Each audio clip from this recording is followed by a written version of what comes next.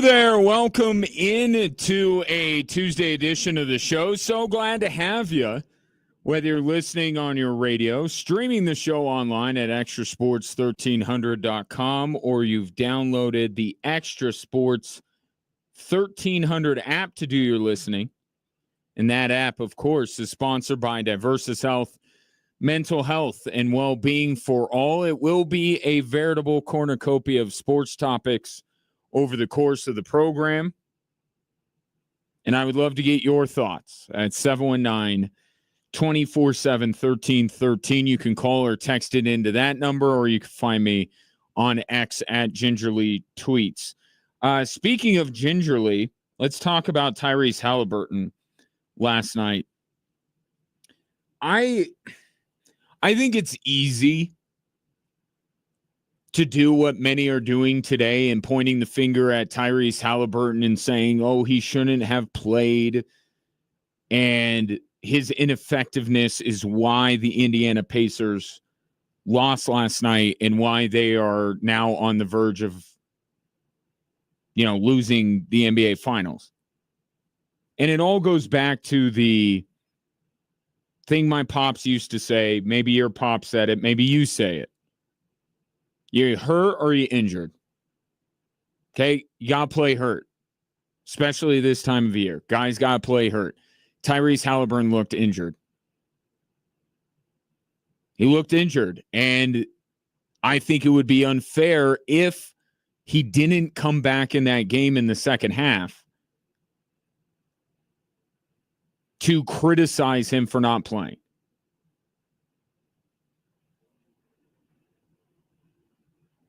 But he wanted to play. He wanted to have his Willis Reed, Kirk Gibson moment. And it didn't happen. He played poorly. And that's true. You can criticize Tyrese Halliburton and you could say, why are you in that game? He didn't play well, and that's the thing. If you're going to play, if you're injured and you don't play, okay, but if you play, then we have to assess how you play. And how Tyrese Halliburton played was not good. So, that's a fact that he didn't play well. My question is, you can't make the argument that he should have played better. Like, clearly he wasn't going to play better than what he played last night, right? So you can't make the argument of, well, if Tyrese Halliburton plays better, maybe the Indiana Pacers won. That's not really the choice here, given the way he looked, right? The question is, was that Tyrese Halliburton better than no Tyrese Halliburton? That's the question to me, because some are posing it like Halliburton cost them the game. I don't know what evidence there is really to support that. Because the fact of the matter is, as brilliant as TJ McConnell played in the third quarter, and he was great, with Tyrese Halliburton on the floor, severely hampered by a leg injury, the Pacers cut the deficit to 2. He wasn't costing them there. And Rick Carlisle said after the game that he brought TJ McConnell back too soon. He was spent after that third quarter. So he has Halliburton in, and they get it to 2. Is that the moment when Rick Carlisle should have went back to TJ McConnell?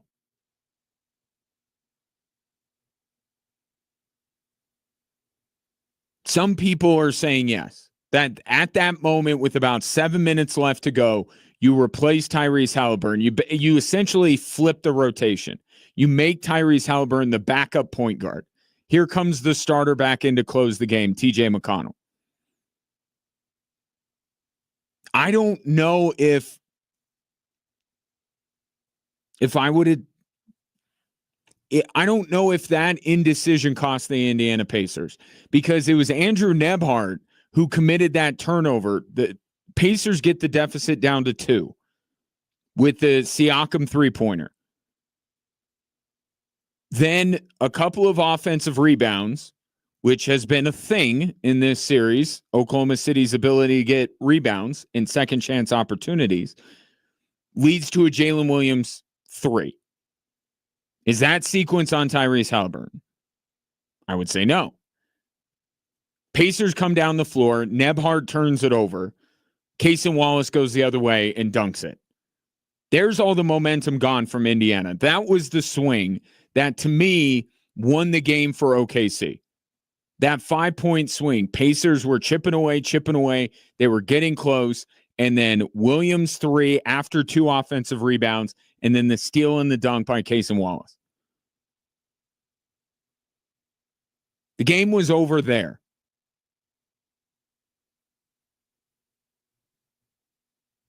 So where is the Tyrese Halliburton part of this? I think you could blame Andrew Nebhart as much for the Pacers' loss as you can Tyrese Halliburton. But my bigger point is if Tyrese Halliburton doesn't play, doesn't come back in the second half, because that's what it was. It wasn't whether he's going to play at all. It was in the second half. I think if Tyrese Halliburton never makes his way back into that basketball game, the Pacers would have lost.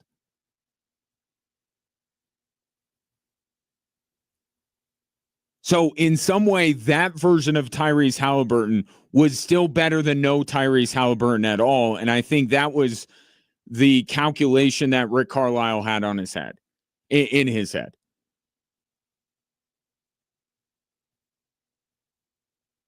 Should he have gone back to TJ McConnell with about 7 minutes to go? There's an argument for that. Like, I understand that part of it.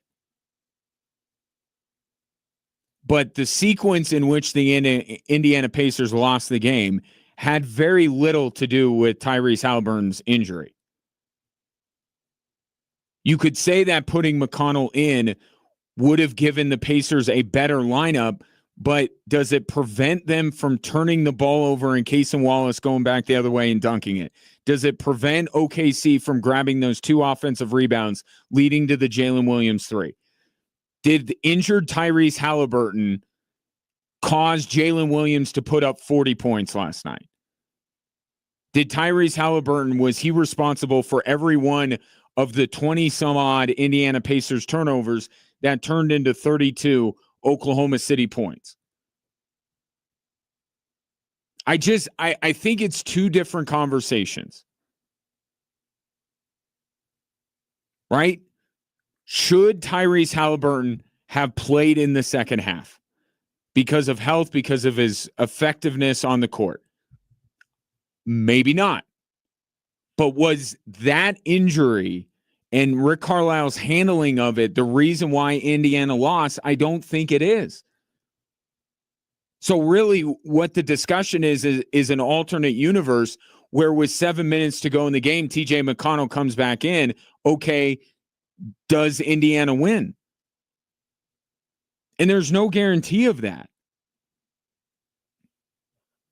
I mean, Tyrese Halliburton, for as hampered as he was in the second half of the basketball game, I mean, the guy still ended up with almost a double-double with assists and rebounds. He was a few assists shy.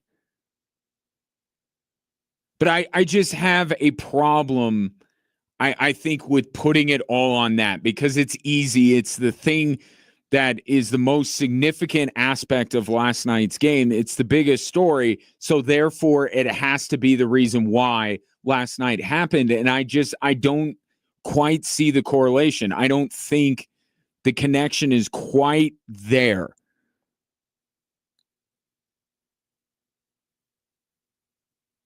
Because I'm looking at the alternate reality where Rick Carlisle says, Tyrese Halliburton, you're done. You're not playing in the second half at all. And I'm telling you, the Pacers don't win that basketball game. If just the mental blow alone of midway through a game losing your best player, Indiana is not going to win that basketball game. I just don't believe it. And my assertion is based on what everyone else's assertion is the other way, as far as putting back in TJ McConnell with 7 minutes to go. It's a gut feeling. It's an opinion. We'll never know. But I think that having that version of Tyrese Halliburton, as poorly as he played, and this is not a defense of how he played, it's somewhat understandable given the state of his calf in the moment.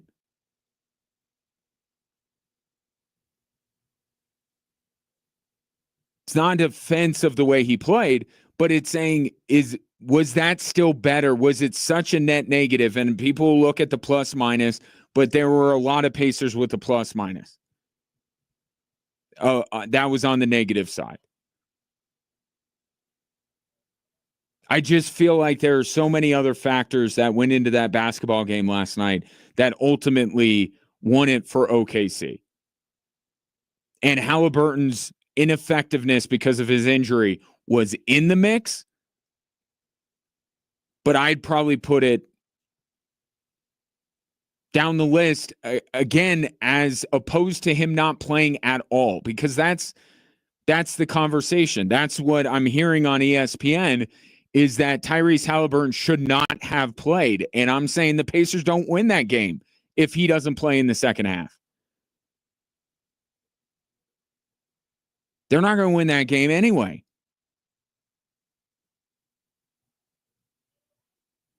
But this whole situation too, I think back to the last game. How different would last night have been as far as Halliburton's injury? He would have gotten hurt anyway, right? But if the Pacers are up 3-1, if they hung on to win game 4, if they found a way to stop Shai Gilgeous-Alexander at any point in that fourth quarter, and they're up 3-1 going back to OKC, I think there is no chance Tyrese Halliburton plays in the second half. This whole situation and the discussion that is going on today about whether he should have played or whether he should not have, only comes from the fact that Rick Carlisle had very little choice. Indiana had to win last night. They had to, if they were going to win this series.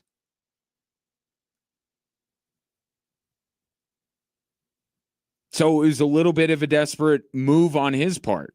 A little bit desperate from Tyrese Halliburton to say, I got to be in here. I got to be in the game. And he said afterwards, if I can walk, I want to play. Would he would have that same sentiment, but would he allow the training staff to kind of talk him out of it? Or would he stand down? Yeah, I want to play, but I understand it makes more sense for me to not play. The reason why Halliburton played in the second half is because that series was 2-2 instead of 3-1 Indiana. And the missed opportunity of game 4.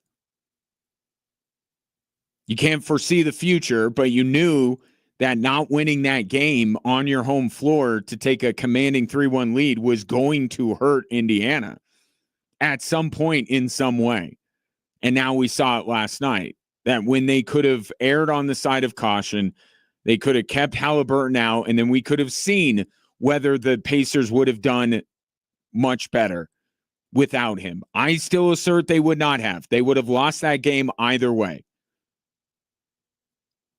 But I think the sentiment from Rick Carlisle is you go down swinging with your best players. And Tyrese Halliburton, even though he was far from the height of his powers last night, was still one of Indiana's best players. He's still Tyrese Halliburton.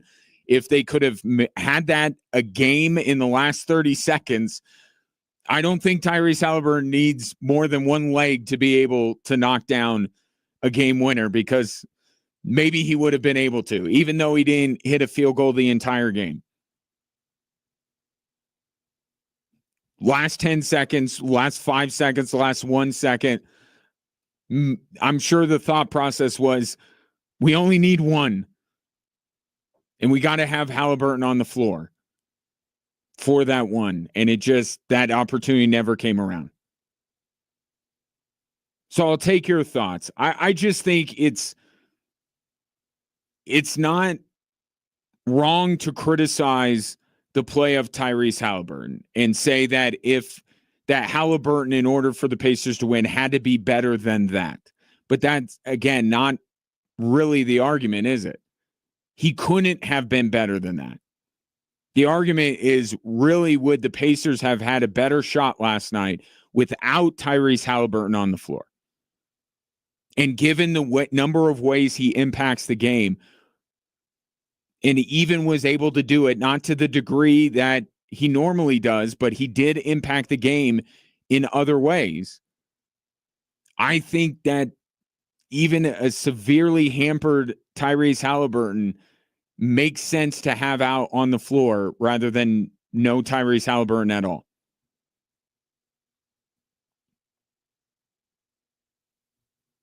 But the fact of the matter is, OKC now on the verge of winning an NBA Finals. And by the way, Tyrese Halliburton undergoing an MRI. And to me, the result of that MRI will tell us whether this series is going to be finished in 6 or 7.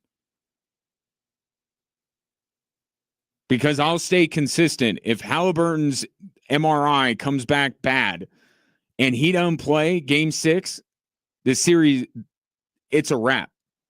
OKC's winning it in Indianapolis. So we'll see what comes of that. Take your thoughts on Game 5 of the NBA Finals last night, 719-247-1313. Just getting going on this Tuesday edition of the show. Coming up next, Nuggets making some lesser front office moves. But what does it mean about the big job that is open? That's next here on Extra Sports 1300.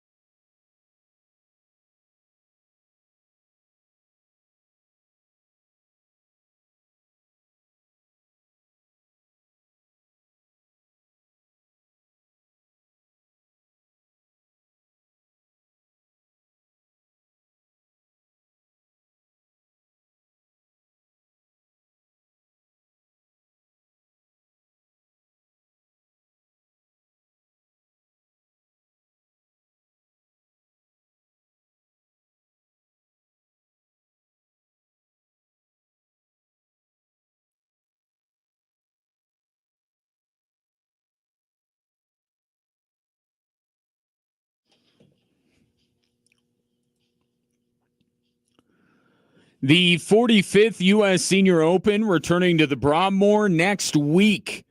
Get your tickets to see the legends of the game compete June 26th through the 29th at ussenioropen.com. And yes, beginning today, I will have chances for you to win tickets to the U.S. Senior Open, so stay tuned for that. The Nuggets, and credit to Bennett Durando of the Denver Post, he was the one to break this news last night, that the Denver Nuggets are parting ways with their assistant general manager, Tommy Balcetis. Now,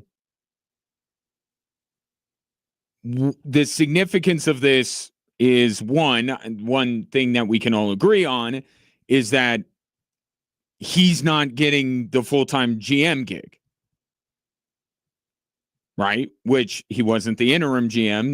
That's Ben Tenzer, and we still have no word on whether he's going to have the interim tag lifted. But this is the assistant GM, the assistant to Calvin Booth.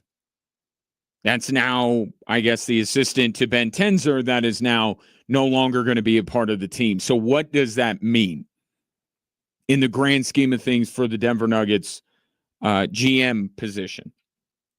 When I first saw the news, I thought that was more of a nod to say that it's going to be Ben Tenzer. And here's why I thought that. Okay, if you're the assistant GM and somebody essentially gets promoted over you, if you want to call interim GM a promotion, okay, if somebody jumps you in the hierarchy, okay, if you're not going to get the big gig, for whatever reason they put Ben Tenzer in charge of the general manager duties on an interim basis. Josh Kroenke really hasn't gone in depth on that. But there's not a lot for him to have done when he was first appointed, right? But if somebody jumps you in the hierarchy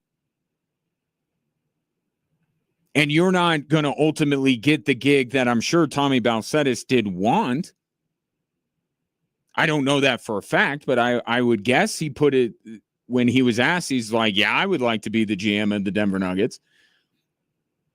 Wouldn't you kind of feel like, all right, I've gone as far as I can go here. You took somebody who was lower in the hierarchy, put them above me. I'm not going to be Ben Tenzer's assistant. So that's the way I initially read it. But now, having some conversations with people, I guess equally it could mean that they're hiring from the outside. Right? Because if they bring in an outside hire, you know, the assistant GM, Tommy Balcetis, could be like, yeah, I'm not going to be the assistant to this guy, or the guy they're bringing in from the outside says, yeah, I'm going to get my own assistant GM. So as I've thought more and more about it, it may not tell us a whole heck of a lot. But I would lean a little bit more to my initial reaction. My initial gut feeling is they're going to make Ben Tenzer the full-time GM, and it's partially because I've already felt that way. I feel like the longer that this goes, the more likely it is that they're just going to go with the in-house option. But I could see both sides of it. I could see, well, maybe Tommy Balcetis and Ben Tenzer have a great enough relationship that Balcetis may want to stay on. But I look at the power dynamic, you know, with somebody jumping up the hierarchy, and I say, I don't know if I were in Tommy Balcetis' position that I would want to stay on. Not saying there's any animosity there, but it's just natural. I was kind of the next one in line, and somebody jumped me in line. Maybe I would start to reconsider my future with the team. And then with obviously them telling him at some point, you're not going to be the GM. We're not making you the GM. That would lead me to decide that maybe it's better if I go somewhere else. So I think that's what I'm going to go with, but I do see the other part of it where maybe they are bringing in somebody from the outside, and that person either wants his own assistant GM or this is somebody that Tommy Balcetis doesn't have a relationship with, so he's like, I don't know that I want to be this guy's assistant GM. So we'll see what ultimately comes of all of this. The bottom line still remains the Nuggets need to name their GM. I know the Nuggets have no picks next week, but the draft is next week.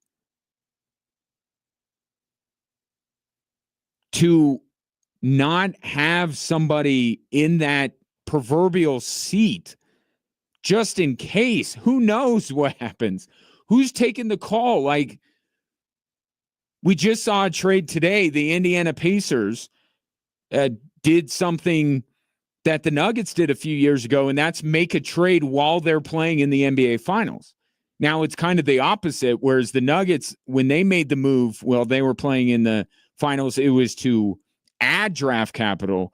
Here the Pacers are getting rid of this year's first-round pick and moving it to next year, or essentially getting back their own 2026 first-round pick from the New Orleans Pelicans. So now the Pels have 2 draft picks in the first round next week. Pacers have 0. Reason behind this is so they can keep Miles Turner, go in the luxury tax. They don't have to pay a first-round pick. They can give Miles Turner every available dime that they have, which will push them into the luxury tax. That's the justification for the move. But it also highlights how a bunch of different kinds of deals can happen. Like, the Nuggets don't have a pick now. Who's to say that somebody doesn't go, you know what? We'd like Peyton Watson. Or we'd like Christian Brown. And we're willing to give up a first-round pick to do it. Who are they supposed to call? And does Ben Tenzer have the authority? Like, it was already getting late, but now the NBA drafted, the offseason is here. Oklahoma City could be crowned champions in the next 48 hours. I think, right? Game by the end of the week. I mean, it just makes the Nuggets look like they're, at least they're a little indecisive, if not a little bit chaotic. Who are they supposed to call? And the person that they call, do they have the authority? Or is it you're going through Ben Tenzer to ultimately get to Josh Kroenke?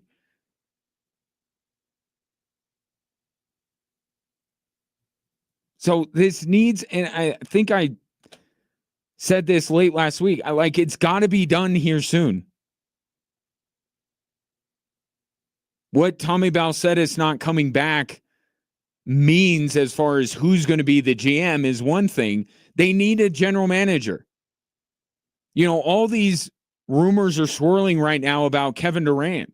You know, one team you don't hear anything about? The Denver Nuggets. Why is that? Because I don't think it's because the Nuggets can't make a Kevin Durant deal. I know it would be difficult to pull off a deal, but we're just talking about rumors here.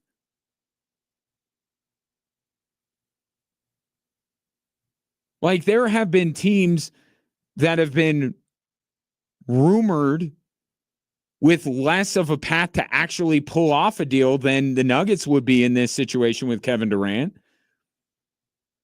I feel like not having a general manager, there's like nobody's leaking anything or nobody thinks that the Nuggets can pull anything off because they don't have a general manager. Because I don't understand it. And until Kevin Durant, well, even then, when Kevin Durant gets traded, I'll still bring this up. And then the day after that, I'll drop it. Why the Nuggets aren't pushing for Kevin Durant, I have no idea. If the lack of them being rumored can be perceived in some way as a lack of interest, I ask why.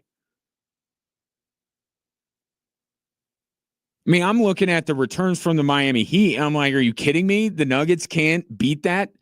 Andrew Wiggins, Duncan Robinson, Nikola Jovic, and a future first-round pick? The Nuggets can't get close to that? They can't get into that conversation?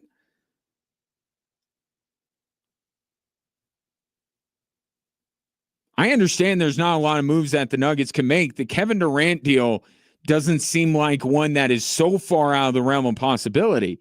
But yet, we hear Minnesota, we hear Houston, we hear San Antonio, we hear Miami. We hear the Knicks. Nothing on the Nuggets. As crucial of an offseason as this is. I can't help but think that the lack of a full-time general manager is playing into this one way or another.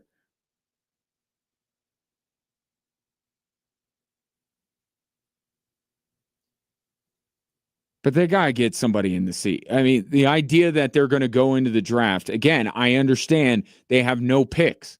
But what if somebody wants to offer them a pick? So much business, so many, at least phone calls are done during the draft. Like, that's one of the times where all these guys pick up the phone and start talking to each other. I mean, it just feels like the Nuggets are really waiting to the last minute, which then creates the inevitable question of why. Like, due diligence is great, and we wanted due diligence, and we hope that the due diligence means you're bringing in a fresh set of eyes that can look at this thing objectively. But there's also a time limit here. Like, the NBA calendar is moving. The sands of the hourglass. Wrap it up. Wrap up the due diligence. Get a general manager hired. Because we got a lot of questions for this dude. Whoever it may be. We got a lot of questions. And the longer the Nuggets wait, that creates another line of questioning. Why are you waiting so long? We've already seen a significant trade in the NBA happen.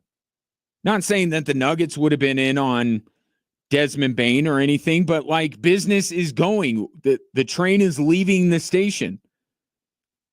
The NBA offseason has effectively begun. The Pacers can't even wait till the NBA Finals to be over. They're already conducting offseason business.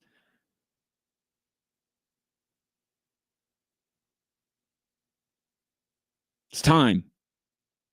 And I wonder if this report will grease the wheels a little bit and get this thing done. We're sitting here on Tuesday. I'd be shocked if we don't know. As shocked as I already am, I would be even more shocked if by the end of the week we don't know who the Nuggets general manager is. But still waiting till the end of this week feels like it's taking too long. And I think it's just setting up the Nuggets inevitably for their hire, whether it's internal or external, to go over a little bit worse than it would have. Like, you're waiting all this time for this? But we'll see what this report, again, the Denver Post reporting that assistant GM Tommy Balcetis will no longer be with the Denver Nuggets. Does that mean that the guy who seemingly jumped him in the hierarchy is now getting the full-time gig and that's why he's out? Or is it a new regime coming in from the outside that wants to start fresh in the Nuggets front office? I'll take your thoughts on it. 719-247-1313.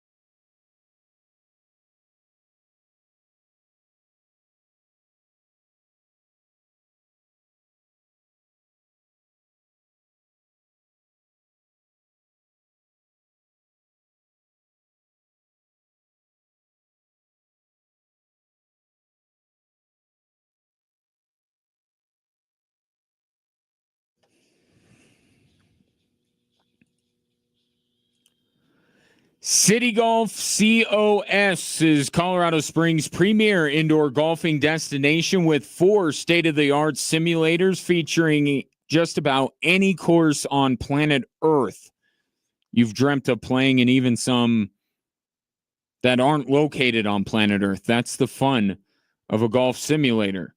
And on a day like today, might be just the thing to do.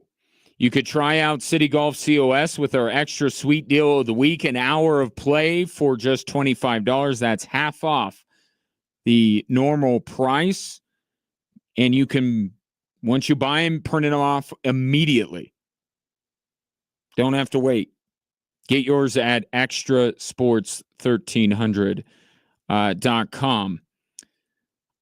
Tom texts in, McConnell scored 18 last night. Halliburton had 4. How can you say the Pacers were better off with Halliburton on the floor? The Pacers cut the deficit to 2 with Halliburton on the floor. They had the momentum, and TJ McConnell is part of the reason why they had the momentum with the way he played in the third quarter. But Rick Carlisle said it after the game that he brought back McConnell too quickly and he was gassed. So you couldn't have just left him out there for the entire fourth quarter. And meanwhile, Halliburton, with how integral he is in the Pacers offense, they were still able to cut the deficit to 2. And then I will again go back to, it was Nebhart who committed the turnover that led to the Cason Wallace dunk, which to me, that was game over. Pacers had all of this momentum built up, and then the Jalen Williams 3 off of a couple of offensive rebounds, which are quite demoralizing, as you recall from the Nuggets series. How many offensive rebounds did OKC grab in that series? How many possessions did they keep alive that way? Frustratingly so. So 2 offensive rebounds and a Jalen Williams 3. And then immediately the next time down the floor, you have a chance to answer, and you have a horrendous turnover leading directly to more OKC points. If that's the moment where you say, here comes TJ McConnell, are we sure that the Pacers come back and win that game?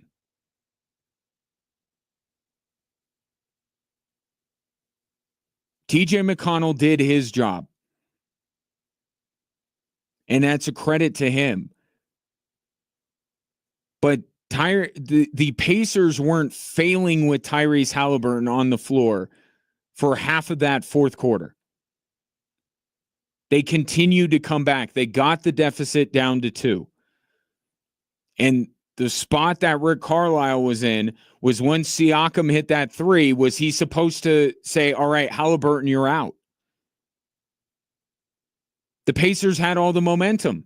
Things were working even with Tyrese Halliburton in that state.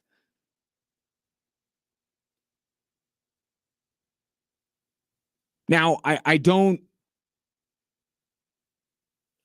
think there is zero argument for putting back in TJ McConnell. I see what you're getting at, Tom, but it's not where the Pacers lost the game. I just don't think you can pin it on Tyrese Halliburton. Nebhart was the one with the turnover. Going back to the first half with all the turnovers, OKC's ability to knock down a ton of threes like they did. To put Tyrese Halliburton at the top of the list, or Rick Carlisle's handling of Tyrese Halliburton at the top of the list of why Indiana lost that game last night, I don't agree with that. But I do think, to your point, that there is an interesting conversation to have on whether Carlisle should have put back in TJ McConnell. And Rick Carlisle was even struggling with it after the game was over. It's not why Indiana lost. I think that's my main point here. That I just don't think that if Halliburton doesn't play in the second half, that the Pacers win that game.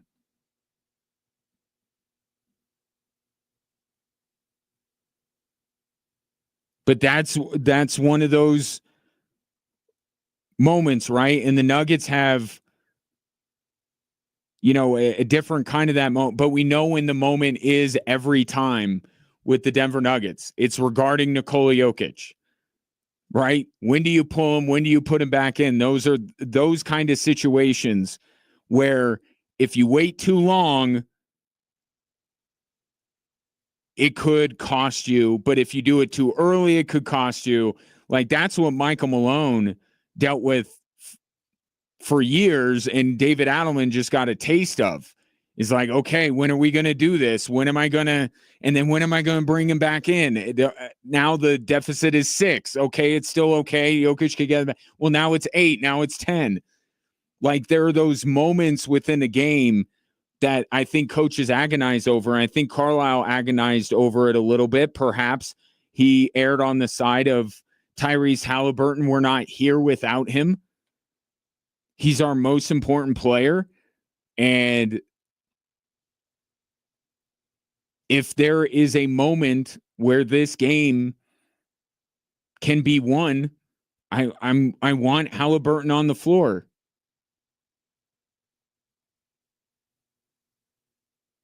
I don't think it cost Indiana the game.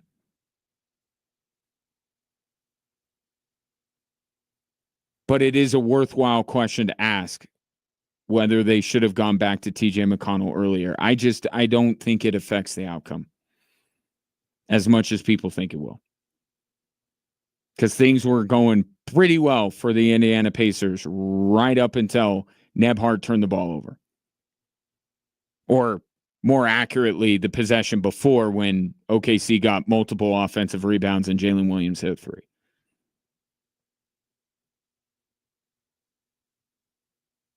But the Pacers are going to look back. It's not going to be last night.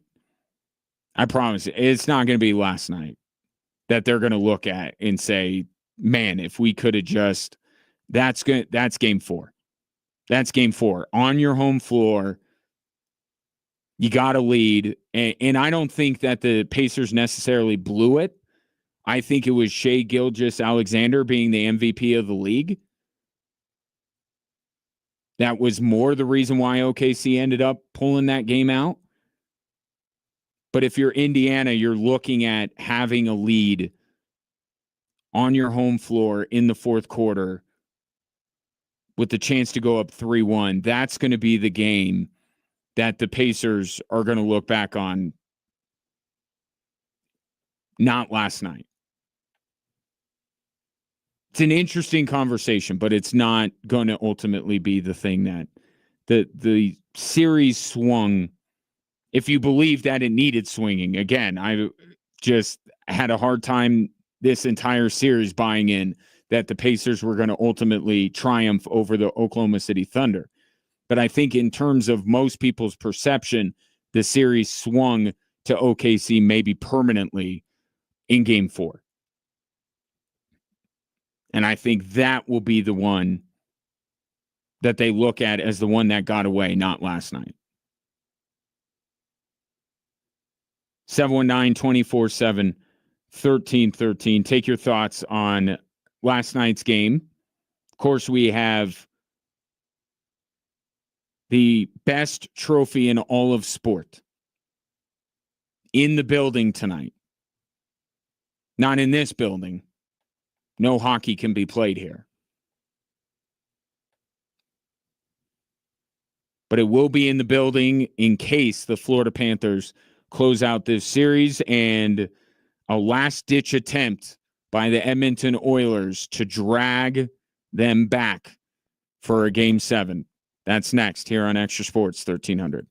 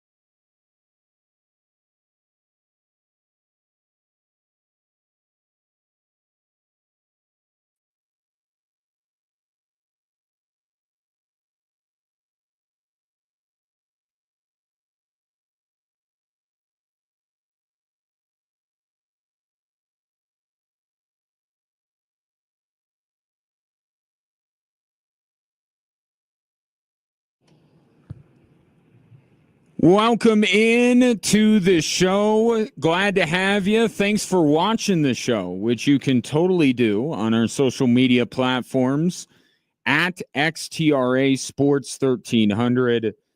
All the usuals: Facebook, X, Instagram, YouTube.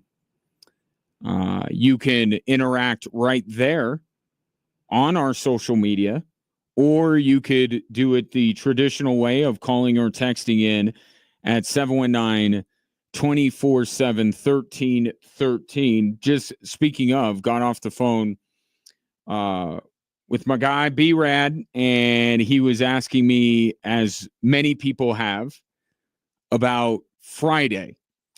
So at the Rockies game, they are doing a Ryan meetup where they are trying to, I think the goal is to set the world record for Ryans in one place at one time. I think that's the goal here. Even I pulled up the Rockies website, and they have a special thing for it, like a page that you could go directly to, and tickets will start at $27. So if you are named Ryan,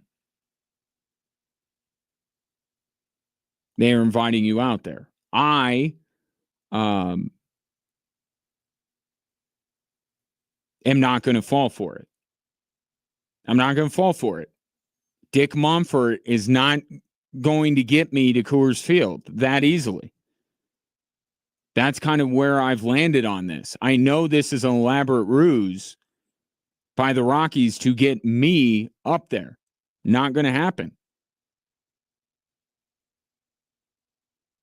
But I will feel like I let down my fellow Ryan brethren if they do fall one Ryan short. But also, like, Rapids game, Nuggets game, Avalanche game, Vibes game, Switchbacks game, like, if I ultimately make the difference, there is no shortage of other sporting events that I would maybe, I can't say this definitively, maybe go for a Ryan meetup at a Broncos game,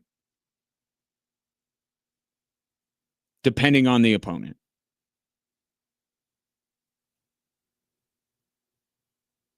But got to get up pretty early in the morning to dupe this guy. Not falling for it. But you can go. You don't have as much at stake as I do. Like, me showing up at Coors Field is just, I can't risk it. And I have a Switchbacks game. So maybe it's more that the reason why. But yeah, of all the names of people to gather in one place, Ryan, I'm sure there will be plenty of Ryans up there, and I wish them nothing but the best in that endeavor. I hope they break the record or do whatever they're setting out to do, but they will have to do it without me, unfortunately.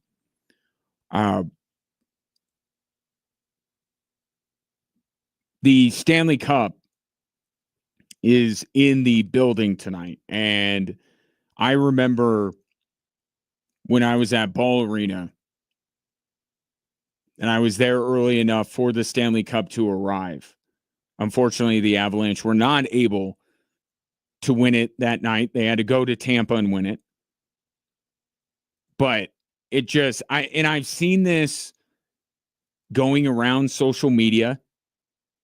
Like, please don't insult our intelligence by actually putting up a question of any sort in which anything that it could be the answer could be anything but the Stanley Cup. I think it's which is the hardest trophy to win. Get out of here. Get out of here with that. It's the Stanley Cup. What's the best trophy in all of sports? It's the Stanley Cup.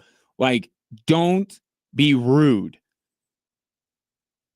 The Stanley Cup is the answer to all of those questions. It is the best trophy. It is the most difficult to win. It is the one that I, regardless of my abilities in a particular sport, would love to win. If I could win any trophy, the answer is always the Stanley Cup. Get out of here with the Lombardi and the piece of metal that MLB plays for and the Larry O.B. It's the Stanley Cup. And that's what also makes these playoffs in the NHL so great is what they are pursuing. And getting to raise it above your head and passing it along. And then in the offseason, everybody spends a day. Come on. Stop engagement farming. We all know the answer is the Stanley Cup to any superlative. I also believe it's the biggest trophy, the tallest trophy. So there's another superlative. But it will be in the building tonight as Florida tries to close out Edmonton. And I guess I don't blame the Oilers for trying some last-ditch effort. They're going to put Stuart Skinner back in goal. I don't think it's going to make a difference. I really don't. I'll tell you what will make a difference. I tell you what will drag for the second straight year Florida into another Game 7. How about the Oilers raise their desperation level? How about the Oilers play like the greatest trophy in all of sport is on the line? Because I haven't seen it for a little while. I didn't see it in game 4 until Skinner was pulled. And I didn't see it very much in game 5.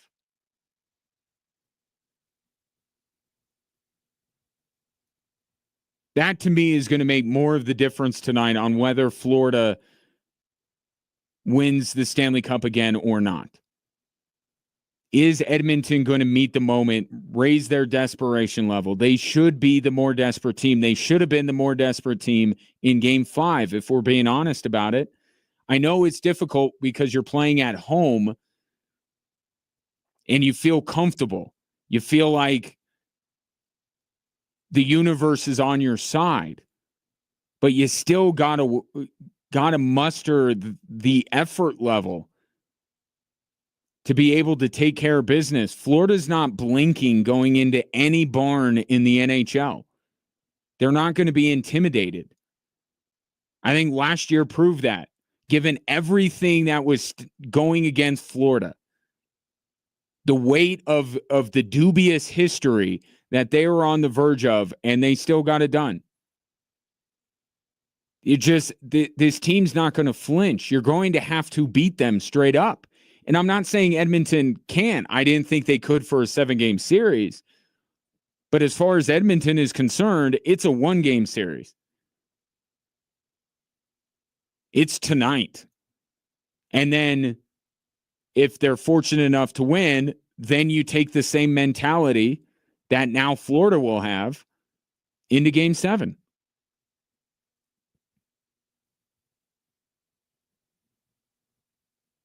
But the Oilers, whether it's tonight, whether it's in a game 7, if they don't win this thing, that game 5 is going to be the one. We're talking about the Pacers not last night being the one that will haunt them this offseason. It was the game before on their home floor where they were up on OKC and they couldn't get that 3-1 lead. That's the game that's going to haunt them. I think game 5 is going to be the one that haunts Edmonton.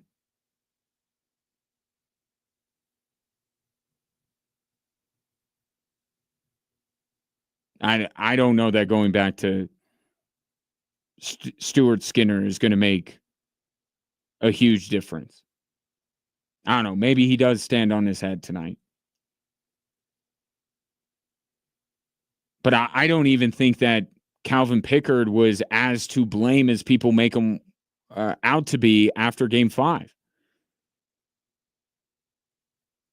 I thought it was more about the guys in front of them on why Florida won that game. But maybe this is Edmonton. Like maybe this is just who they are, that they can't, they're a team that has difficulty dealing with prosperity.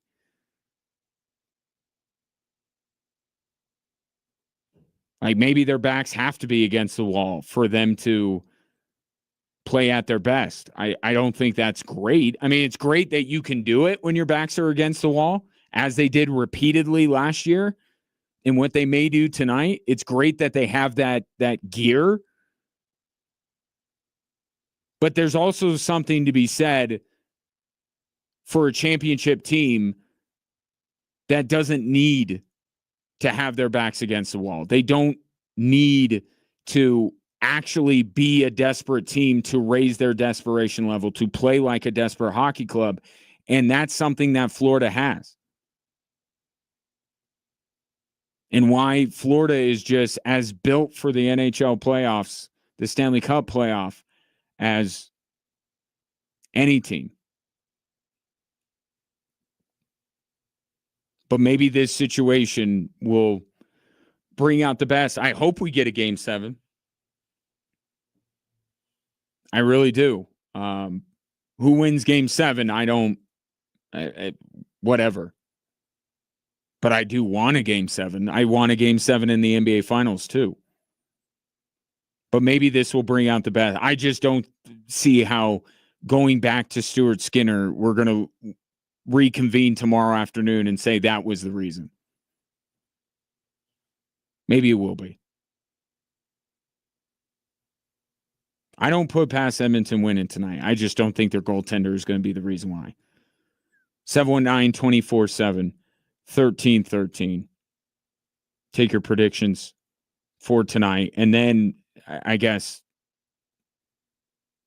I'm putting the cart before the horse a little bit because, well, although the Stanley Cup is in the building, it's not Florida's yet to hoist. But what are we going to say about Florida if they win again? 3 straight Stanley Cup final appearances, back-to-back. Champions. I don't think that makes them a dynasty.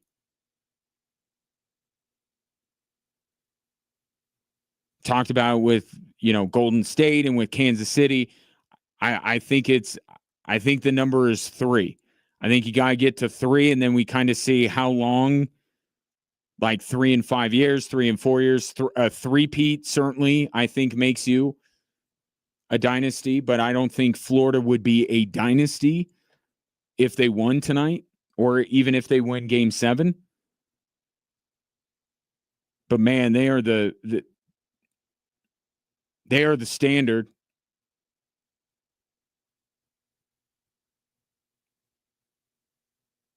I think that's certainly the case, that they are the standard, not just because they are but you look at the last 3 years, getting to the Stanley Cup final, the toughest playoff to get through, and they've done it 3 consecutive years, and maybe will come away with the cup twice.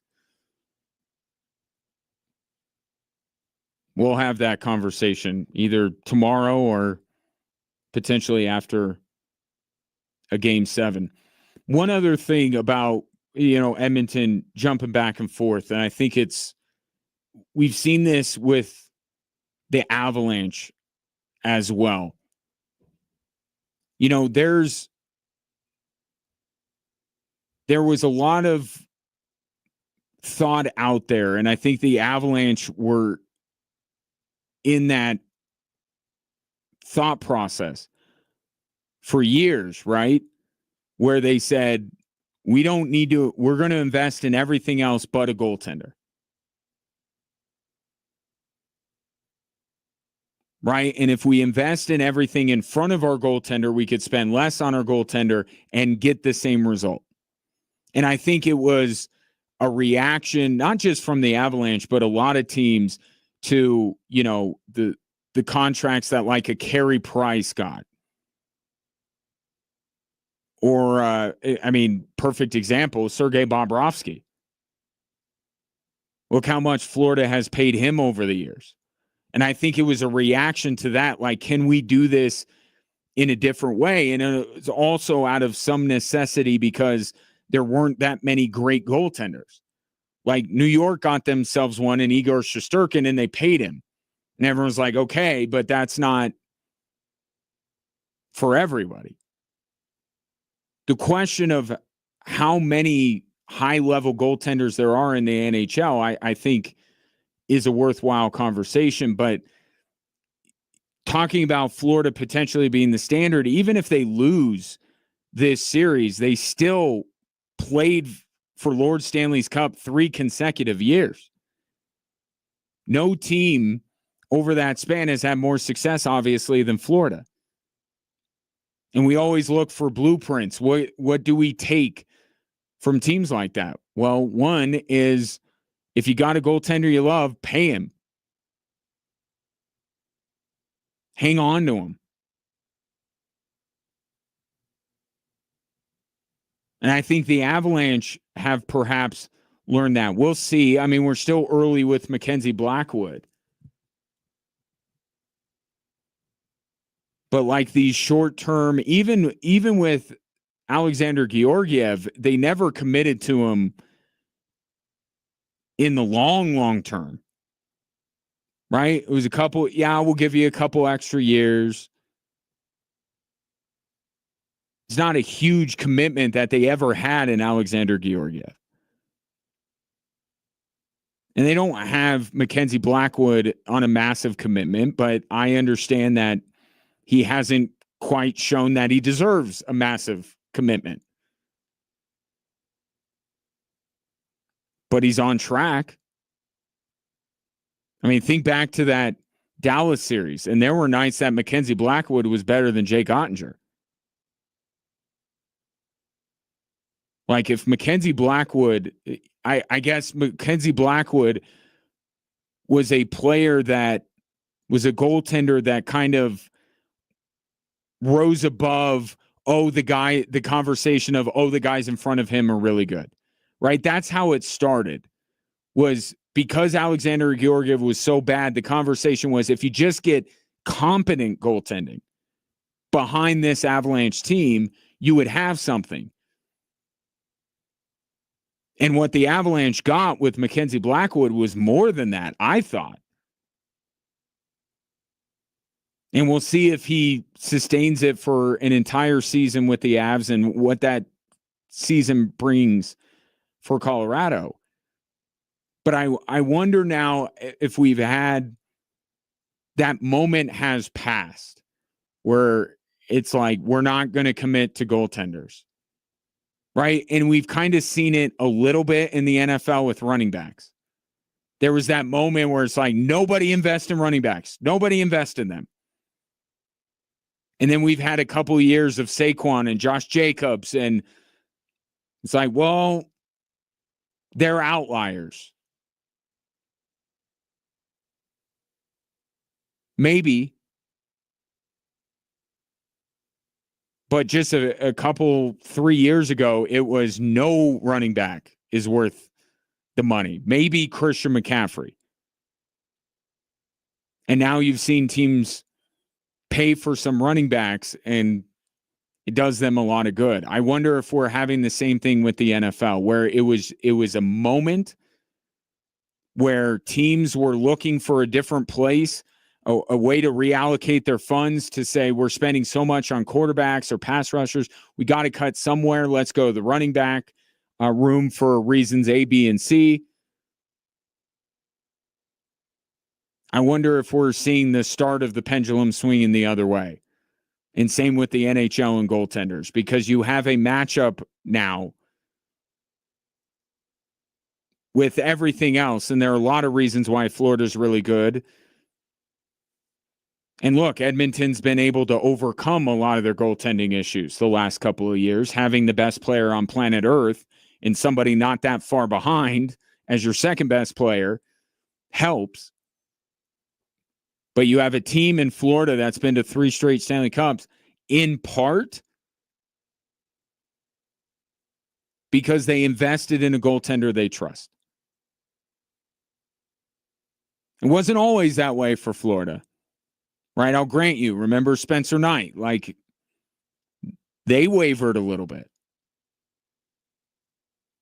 But they're on the verge of winning back-to-back Stanley Cups with Sergei Bobrovsky.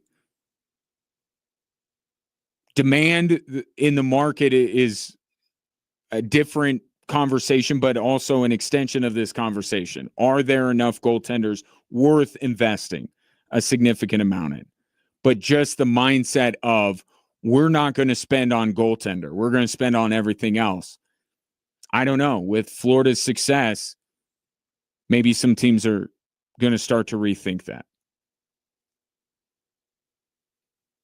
Will Florida hoist Lord Stanley's Cup, the greatest trophy in all of sport, tonight? Take your thoughts. 719-247-1313.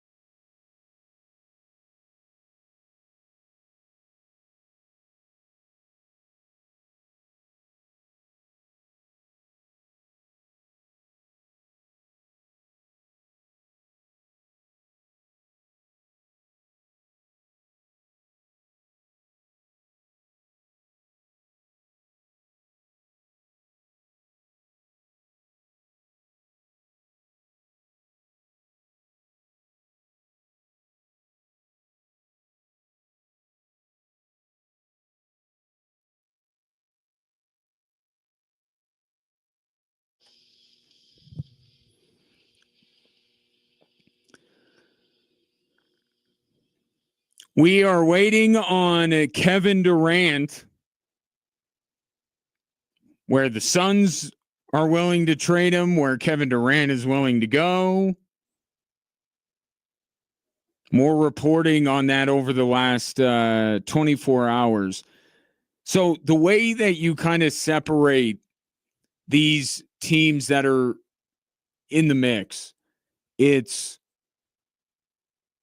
you have one team that is San Antonio, that reportedly that's where Kevin Durant wants to go more than anywhere else.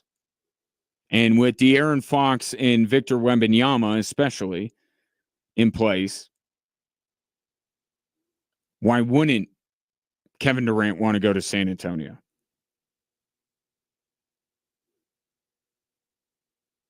But the issue with San Antonio is that, and remember, Sam Presti is from that organization. And think about what Sam Presti did and how patient he was. I mean, even think about Denver. Think about these smaller market teams. The reason why they can take a longer view of things and not reach is because they're just not under the same pressure. Like, I would argue that to a degree, the process in Philadelphia was working. Right? In terms of it was putting them in a position to get really talented players. It's just they drafted Joel Embiid and he's hurt all the time. It's Ben Simmons and he has his issues. And then Markelle Fultz forgot how to shoot a basketball.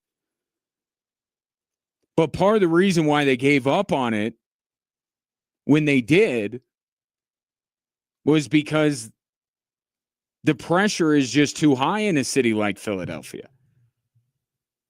The owners want results sooner. And they don't like sitting around and losing. But you go to, and I'm not saying that places like Denver or Oklahoma City or San Antonio or Indiana is a great example as well, that they are okay with losing.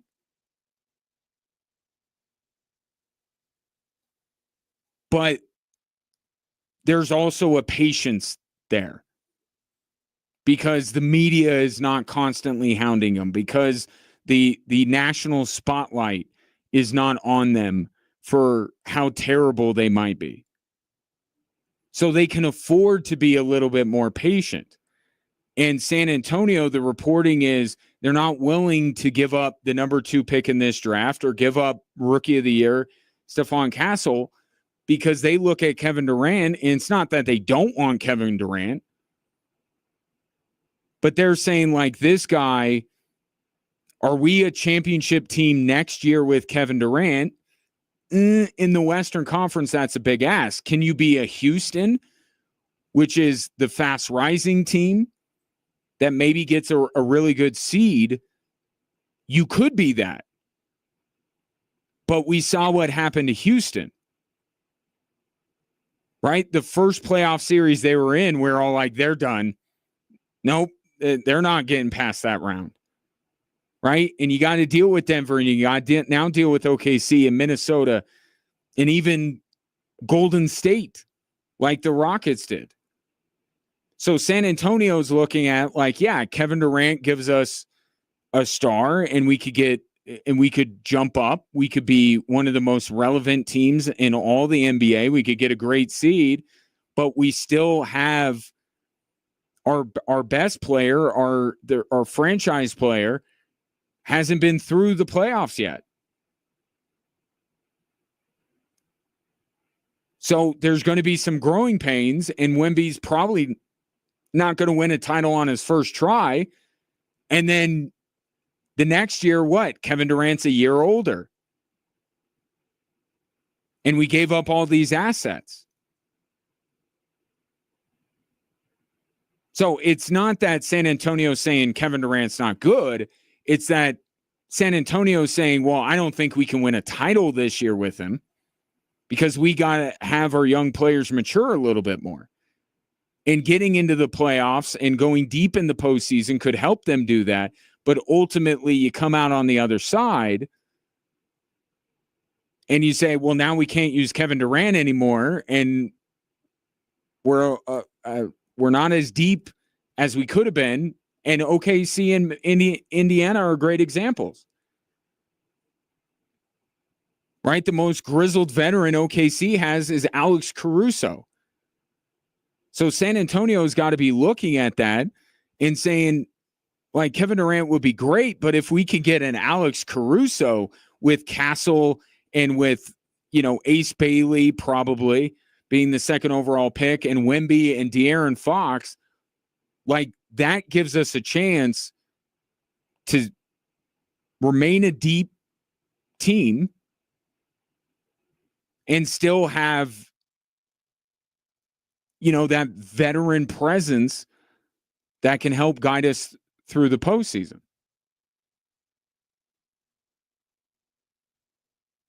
So they're not going to be willing to give up a ton to get Kevin Durant. They're going to hold firm on what they're willing to give up. And maybe the second overall pick's not an option.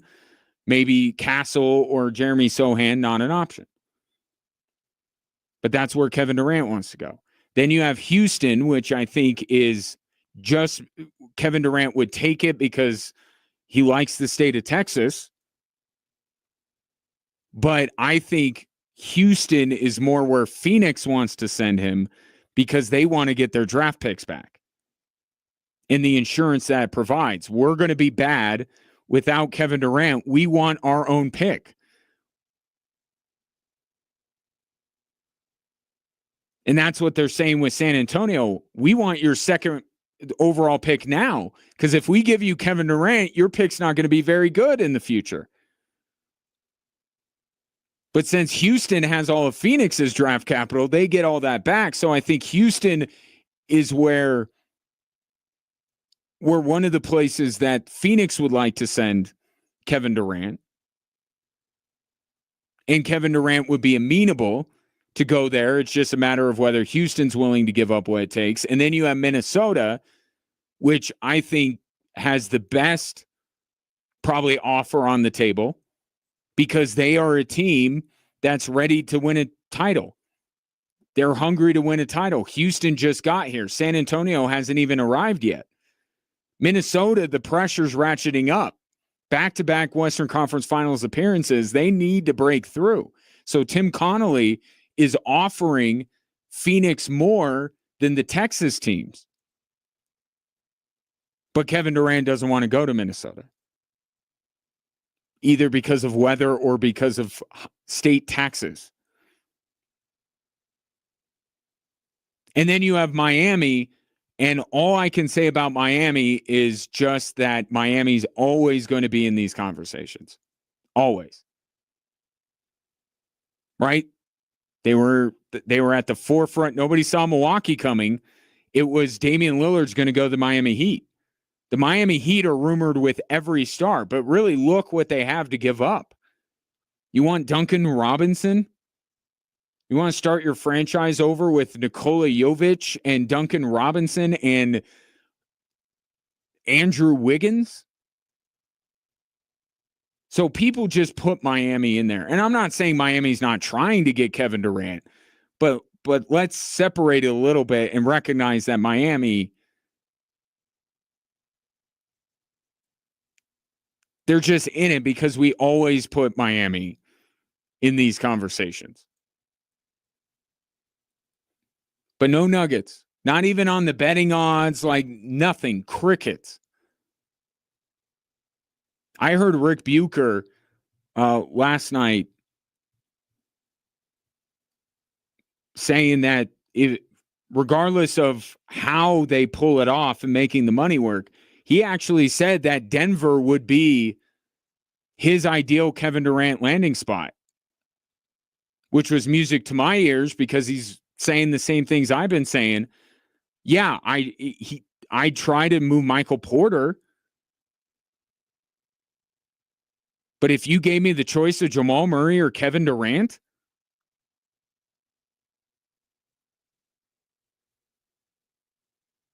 I take KD.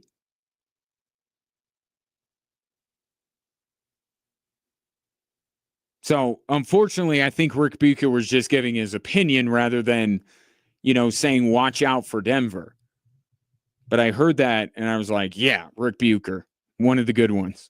But yet, nothing. Perhaps it's because they don't have a general manager at the current moment in time.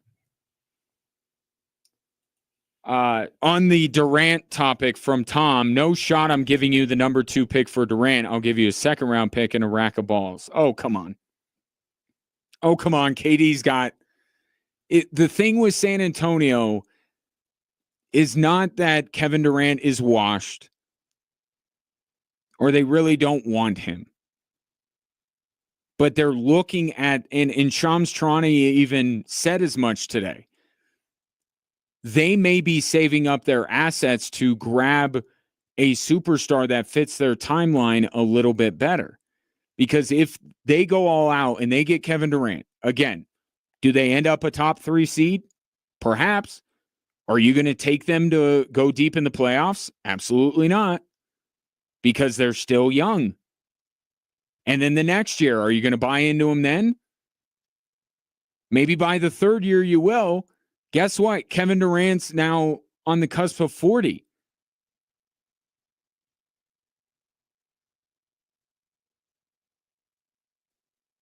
So I understand this is not San Antonio holding firm because they don't want Kevin Durant or don't think he can offer them anything. It's just they're not going to gut all of these young assets that they have to get Kevin Durant, who is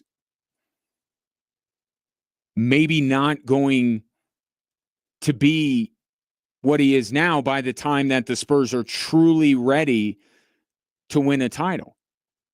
But you know who that screams to me? And I don't know if he went more in depth on this. That screams Luka.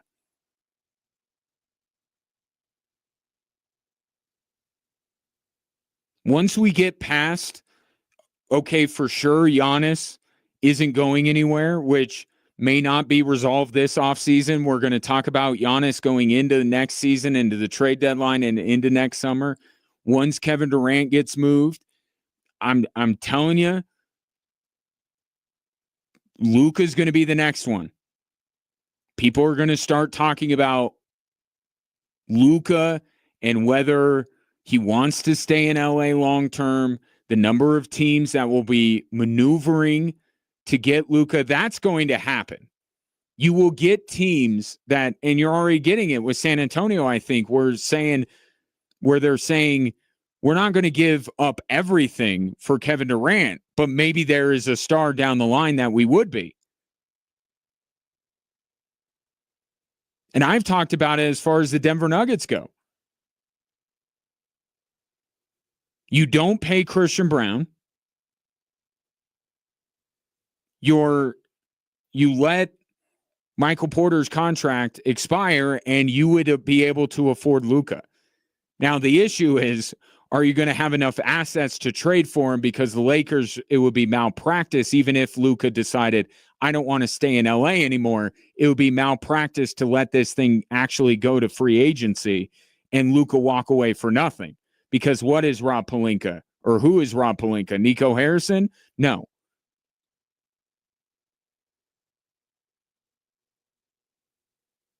But there are going to be a lot of teams that are going to start to turn their attention once the whole Giannis situation is settled and Kevin Durant has a new team. They'll be moving their gaze to Luka. And the Nuggets will be one of those teams. Absolutely, the Nuggets will be one of those teams. What are they willing to do to make it happen? Different story. But if the Nuggets don't at least have one eye on Luka in LA, and then they're not doing their job. This is the one star that you actually really feel like might want to play with Nikola Jokic, as crazy as that sounds, because why wouldn't every star want to play with Nikola Jokic? But this is one we actually know for a fact would be very interested in such things. Would he prefer it to be on his home turf? I think so. But If Nikola Jokic isn't budging, I mean, it's down the line, but I think you got a little bit of a glimpse of that, a little inkling into that with Shams reporting today that San Antonio is not willing to give up everything for Kevin Durant. They want to hang on to some stuff for potentially a superstar down the road. That sounds like Luka to me. 719-24-7.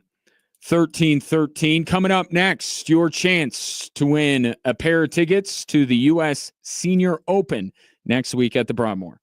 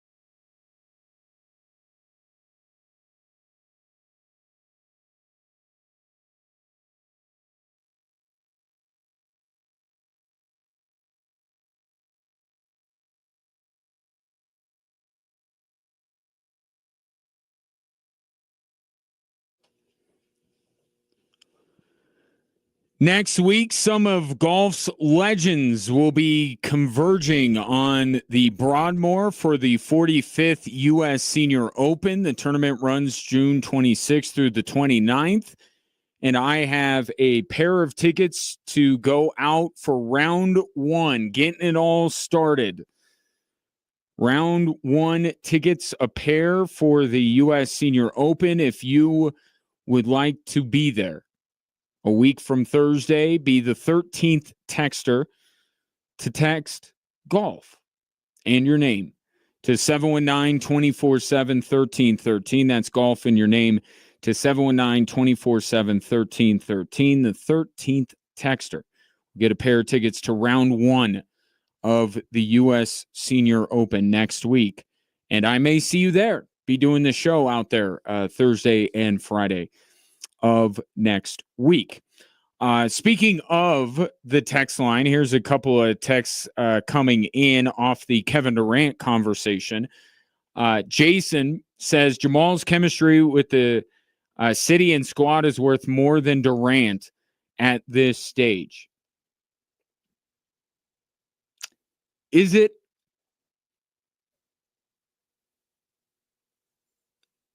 Because I see a player that is now entering in a contract extension that is going to pay him $45 million a year. And despite his chemistry with Nikola Jokic, I see a guy that once again this year, after being challenged by both his general manager and his coach to be more available, to take care of his body to the point that he's more available, he's ready for the playoffs, he's an all-star, all this kind of stuff. And what happened this year?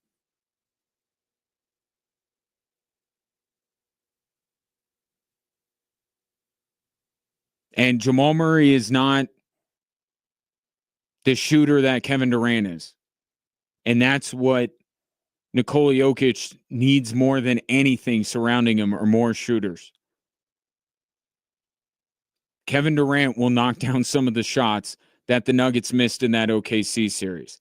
I'm not saying that trading Jamal Murray would be my preference, but if the Phoenix Suns came back and said the Nuggets offer Michael Porter and whatever, and Phoenix said, instead of Porter, give us Jamal Murray, and you got yourself a deal. Not doing that. Now, I'm not saying that the Nuggets wouldn't have to figure some things out, right? There would be kind of a reconfiguration of the roster. That's why the Porter thing makes much more sense. But I go back to the conversation we were having yesterday about, now Memphis or Orlando having to give up additional first-round pick or picks in order to offload the contract of Kentavious Caldwell-Pope after just 1 year. Not getting the return that they thought they were going to get when they signed this guy who, playing next to Nikola Jokic, won an NBA title. And then you go back to Bruce Brown and Indiana being very quick to include him in a trade to get Pascal Siakam. And now you could say, Pascal Siakam's a better player as highly as you might think of Bruce Brown, but is there a world where Indiana could have kept Bruce Brown? But it doesn't even matter that they got a better player. Look at Bruce Brown in Indiana, wasn't Bruce Brown in Denver. And then you even go back to Gary Harris, who played with Nikola Jokic as Jokic was ascending. Orlando got him in the deal for Aaron Gordon. Who won that trade all these years later? Yeah, Denver did.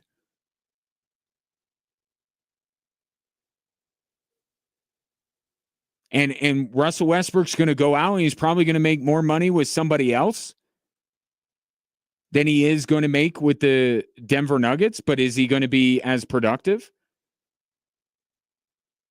How high of a percentage of what was good about Russell Westbrook this year directly correlated with him playing with Nikola Jokic? Right? A lot of it.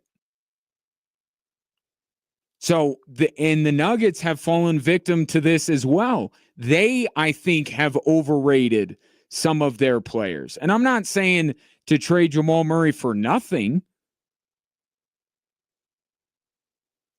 I'm saying you're essentially swapping Jamal Murray for Kevin Durant. I do that deal because I know Kevin Durant can light it up and be a star player without Nikola Jokic. Could you imagine what Kevin Durant could do with Jokic?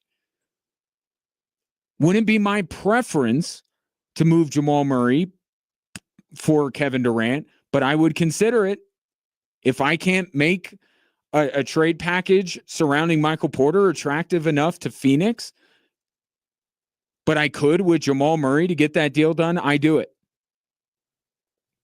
I do. And it would be a difficult decision. Just like it is with all of these guys. You grow attached to these players. And it's part of the reason why I think it's so important for Josh Kroenke to get a quality general manager from the outside that doesn't come in with these same attachments.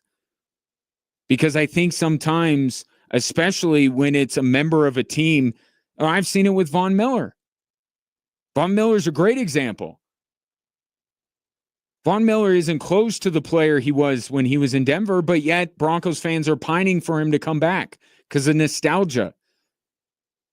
He's not a player that ultimately helps the Denver Broncos accomplish what they want to accomplish this year. But we get attached to these players, and that's not a bad thing.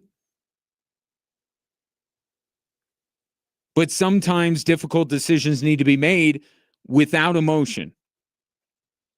And from a basketball standpoint, if you could turn Jamal Murray into Kevin Durant, can't be just that. So that's another factor. You got to figure, what else are you going to have to give up? And are you okay with that to make a deal like this work? Maybe you get a third team involved, all that kind of stuff. But just in a vacuum, Murray for Durant, I do that deal. Tom says Houston would be a good spot for Durant, but the number 10 pick is too much. Phoenix has to trade him. Why would you give them what they want? Also, there's that. Also a great point. These teams, part of the reason, I'll single out the two Texas teams. Right? I think Minnesota's a little bit more desperate given the fact that they really need a piece to put them over the top. In Miami, they only have 3 or 4 even barely interesting pieces on their roster. So they got to cobble together what they got. They can't come up with a bunch of different machinations, but Houston and San Antonio can. They can be patient. But they also know, as Tom points out, that it would be extremely difficult for Kevin Durant to go back to Phoenix. And I know Brian Windhorst of ESPN's been reporting that he may not be traded at all. I don't see it. I think Kevin Durant gets moved. I think that's Phoenix trying to counterpunch and say, well, we'll keep him if you're not going to give us what we want. And you have two teams that have time on their side, that have a bright future, that have a lot of assets in Houston and San Antonio that say, we can wait you out a little bit. Doesn't mean they don't ultimately give up more than is being reported right now, but they don't have to throw everything at Phoenix to make this happen. And what Tom brings up is another facet to that. Take your thoughts, 719-247-1313. Would you take Kevin Durant for Jamal Murray, Michael Porter, one or the other, or both? Guys, I want to tell you this before I take a break. Don't waste time and money with low-quality online TRT that charges you over $100 just to start. That doesn't feel right. You may not even know if you need TRT, and you have to spend all this money just to find out if you do. Visit the TRT experts today at Low T Center for a free consultation and a free test. Treatment is personalized to your body, and most major insurance is accepted. And with the freedom to choose if you want in-center care or at-home treatment, you're in control of your health, which is absolutely the way it should be. And if right now, for a limited time, if you're looking to lose weight, you can get a free B12 shot when you start prescription treatment. That's a lot of free going on with Low T Center. Book now at fixmylowt.com. That's fixmylowt.com.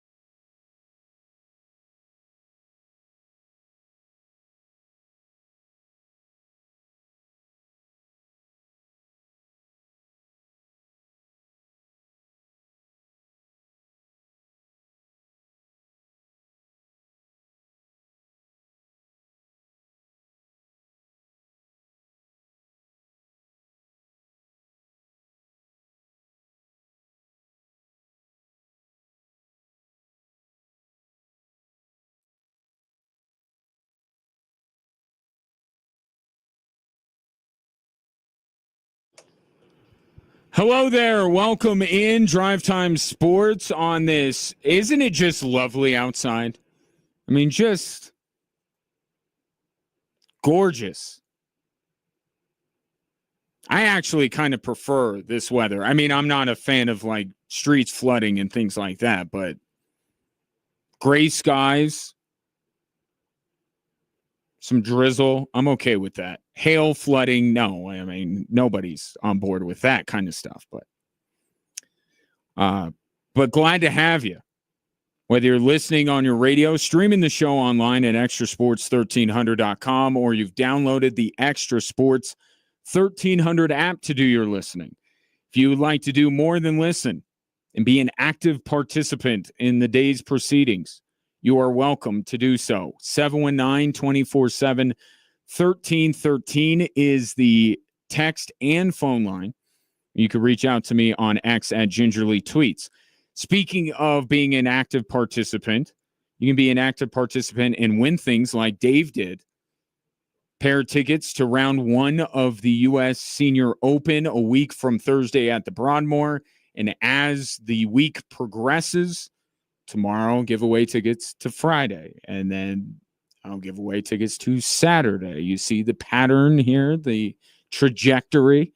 So make your plans to win accordingly. In the meantime, if my computer screen would not be frozen, which it totally is, which is totally lame. No, I would like to definitely just close the program. I'm not going to check online for a solution to the issue. I just would like there to be no more issue. All right. Now that we got that sorted out, here are the 3 stories that are driving the show.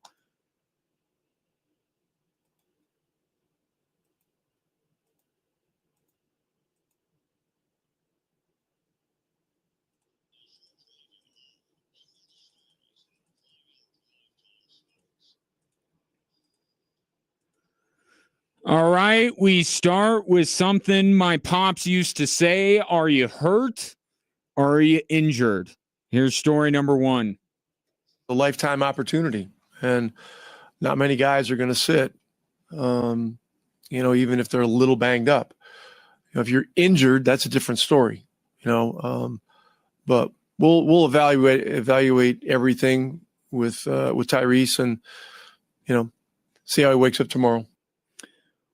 Well, he's going to have an MRI, but that was the justification from Rick Carlisle in playing Tyrese Halliburton in the second half of last night's Game 5 of the NBA Finals, when clearly he was hampered by a calf injury, at least appeared to be a re-aggravation of a calf injury or an exacerbation of that injury. We'll see what the MRI says.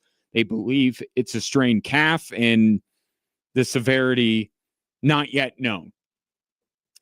But this is the big question coming out of last night. Did Rick Carlisle mess up by playing Tyrese Halliburton? Did it cost Indiana the game? And I say no. I don't think that it did, because Tyrese Halliburton, even as hampered as he was still part of a Pacers team that got the OKC deficit down to just 2 in the fourth quarter. So things were going pretty well with a limited Tyrese Halliburton on the floor. It was Andrew Nebhard who had that egregious turnover leading to the Cason Wallace dunk, which I thought swung the momentum permanently into OKC's side.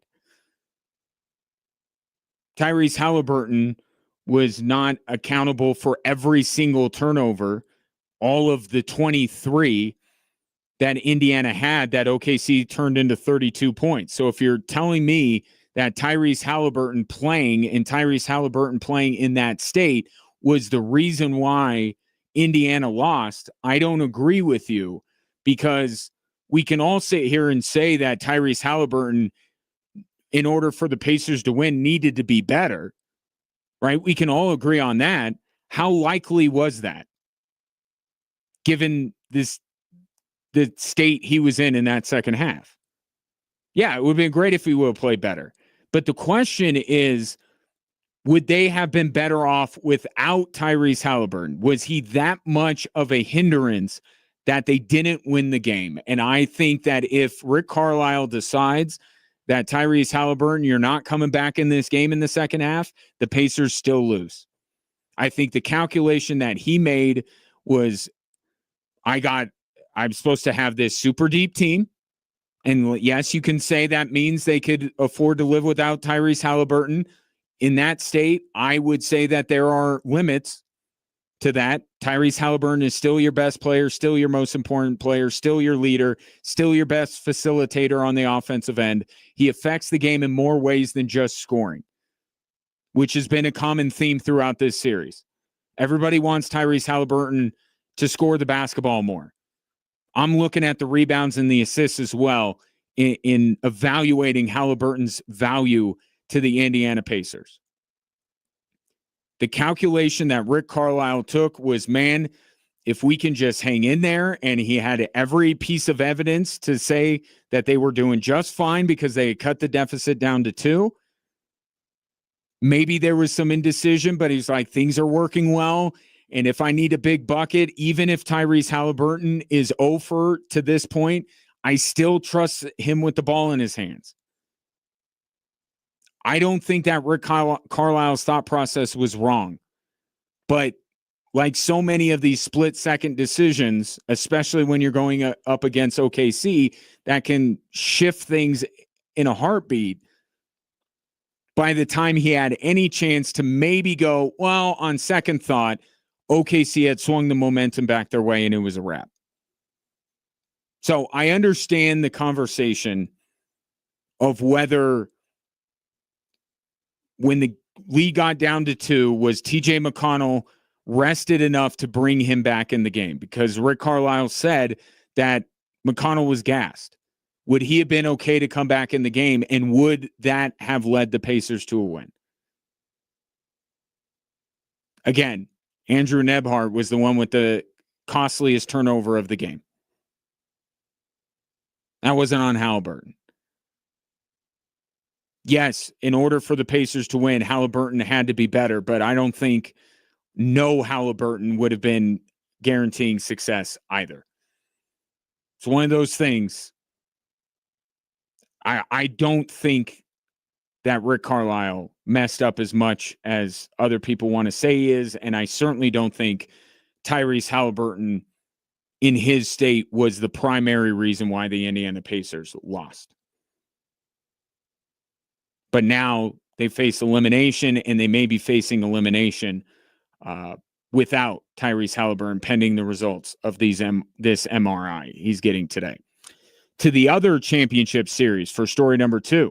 5 seconds on the clock. The whistle blows. Now they're going to run it off, I believe. The final seconds tick away, and the Panthers are 5-2 winners here in Game 5 in Edmonton. The Panthers take a 3-2 lead in the Stanley Cup Final.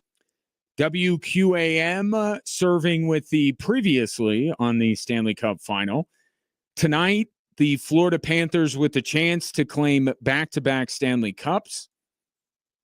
And Edmonton pulling out all the stops to try and once again drag Florida back to Edmonton. Stuart Skinner back in goal tonight after Calvin Pickard started in Game 5 and after Skinner was pulled after one period of Game 4. My thought with the goaltender change back, I don't know that I would do it, but I'm not going to sit here and say unequivocally it's a terrible idea. I mean, at this point, when it comes to the Edmonton Oilers goaltending situation, there are no good ideas. So therefore, there are no bad ideas. Just try something. But to me, what's ultimately going to decide whether this series goes to a 7th game is whether the Edmonton Oilers act like they're on the verge of losing this Stanley Cup Final. Of an emotion, a feeling that I would hope that they would have manufactured in Game 5. Chris Knobloch had to bring it out of them in Game 4 by pulling Stuart Skinner. And then in Game 5, I saw very much the same Edmonton Oilers team. In fact, Leon Draisaitl said today at Morning Skate, he doesn't think we've seen the best of the Oilers. I think he might be right. But when exactly are we going to get that? Because if you don't show up tonight, the series is over. And you could argue that even if you win tonight, it's too late. But as far as Edmonton's concerned, at least got to do that. At least got to be the best, whatever that looks like, because you're in a 1-game series. Got to win tonight, push it to a Game 7, and then try your luck there for the 2nd straight year. But if this doesn't work out, whether it's putting Stuart Skinner back in, whether it's Leon Draisaitl circling the wagons, they're going to look back at that Game 5 and wonder why couldn't they muster what was necessary on their home ice to take control of the series.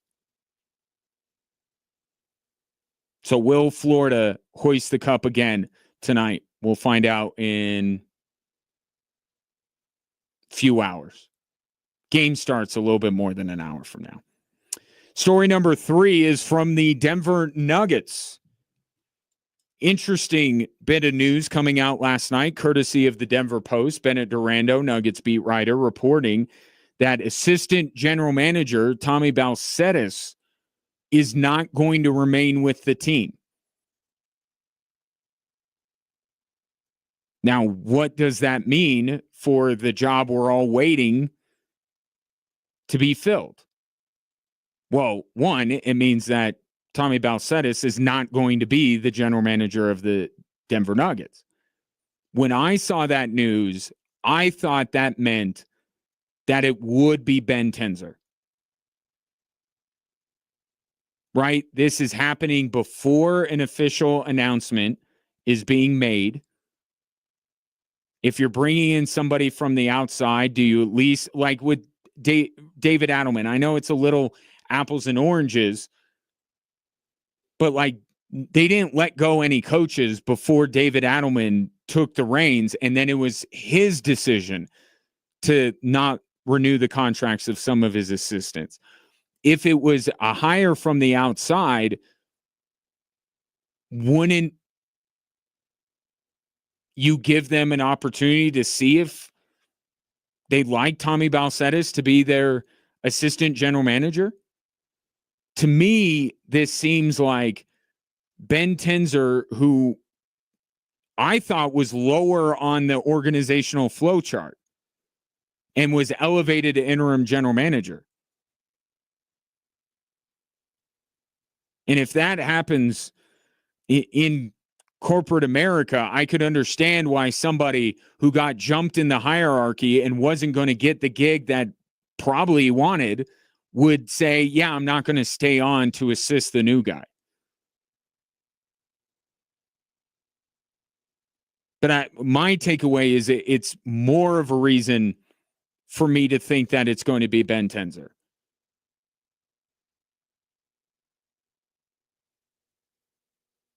Because even if they bring in somebody from the outside, and maybe it's an established name, maybe would Tommy Balcetis be interested in working with this person?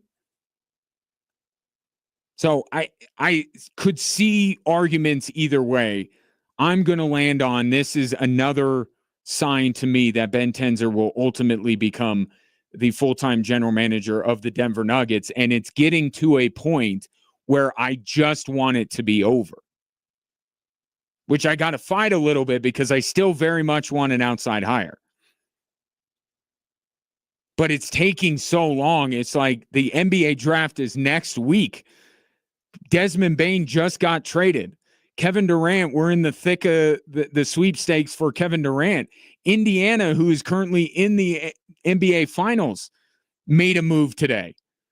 Like the NBA offseason is starting, and the Denver Nuggets do not have a full-time general manager. So part of me says just end it already and name your guy. But I don't want to fall too much into that trap because I would have some serious reservations, as I've already shared with you, about the idea of promoting from within again, because that's what you did with Calvin Booth, and not bringing in a fresh set of eyes that can objectively look at what is going on with this Nuggets team and decide what is the best path forward. 719-24-7. 1313 to take your thoughts on the three stories that are driving the show. Coming up next, some surprising news coming out of the Switchbacks organization breaking this afternoon. Get to that next.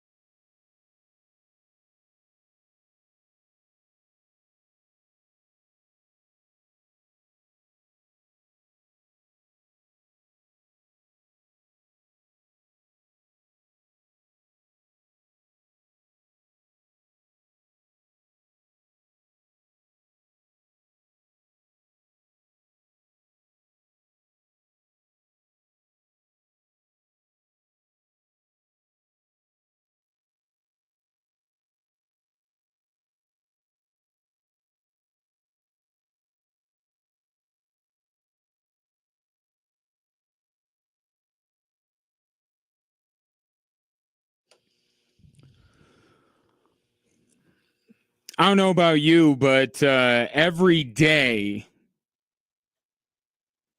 I would very much like to go golfing. But on a day like today, maybe it's just not in the cards for outdoor golf. That's where City Golf COS comes in. They are Colorado Springs' premier indoor golfing destination. 4 state-of-the-art simulators featuring just about any course you've ever dreamt of playing. Buddy of mine just played Pebble the other night. You could try out City Golf COS with our extra sweet deal of the week, an hour of play for just $25. That's a 50% savings. Get yours now at extrasports1300.com. This is some surprising news that has come down, and not that long after I was just out at Widener Field talking with Akeem Ward and James Chambers about the upcoming match on Friday against Lexington SC. Justin Dillon, the Switchbacks' leading goal scorer, has parted ways with the club due to personal reasons, according to a release with the team. Dillon said, "I am really thankful for my time here with the Switchbacks. I'm so proud to be a part of the historic championship win last season. I wish nothing but the best for the club." The sporting director of Switchbacks FC, Stephen Hogan, reciprocated that feeling. We'd like to thank JD for his brilliant contribution to the championship season last year. We wish him nothing but success going forward. Now, personal reasons is not football reasons. So hopefully, in knowing Justin, hopefully everything in his life is good, and this decision is not being made hastily, and it's the right thing for him, which I'm sure it is.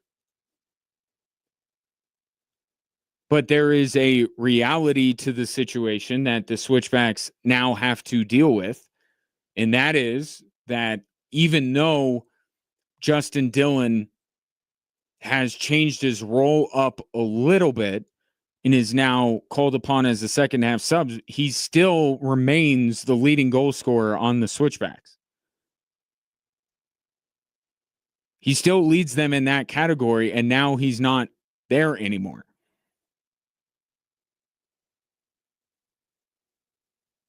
So to me, that puts even more on the Switchbacks sooner rather than later finally getting production out of, Juan Tejada in that spot. Because once Juan was healthy, that's when Justin moved to a role that he had been in for much of his time with the Switchbacks, right? Which is brought on late in a match for his hold-up play. Maybe if they need a late goal, he could provide that as well. But the skill set that Justin Dillon had, it was best utilized in the role he was in when Juan Tejada came back. But Juan Tejada is still sitting on one goal. Yosuke Hanya doesn't have a goal yet. And credit to them, they're finding different ways to score goals. Marco Micheletto off the free kick this past weekend was a great goal, and he's done that before this season.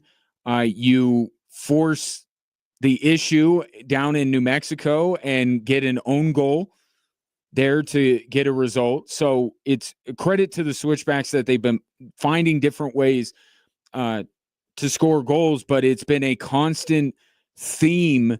And when I talk to James Chambers and when I talk to Stephen Hogan or the players, like, there's this feeling of they should be scoring more goals. They have the personnel to score more than a goal a week. Now, I'm talking with Stephen Hogan after the win this past Saturday against Oakland. He pointed to guys not taking the opportunities that are there. Almost like the the thing that the Avalanche suffer from sometimes on the power play, right? They're trying for the best look possible, the perfect look. And if you wait, then you're never going to get it. But right now, there's maybe, I'll call it a little bit of indecisiveness to ultimately take a shot when it's there. And trust in your ability, or trust in the ability of your teammates to charge the goal and get a rebound put away or something like that. Right now, the Switchbacks just aren't taking their opportunities.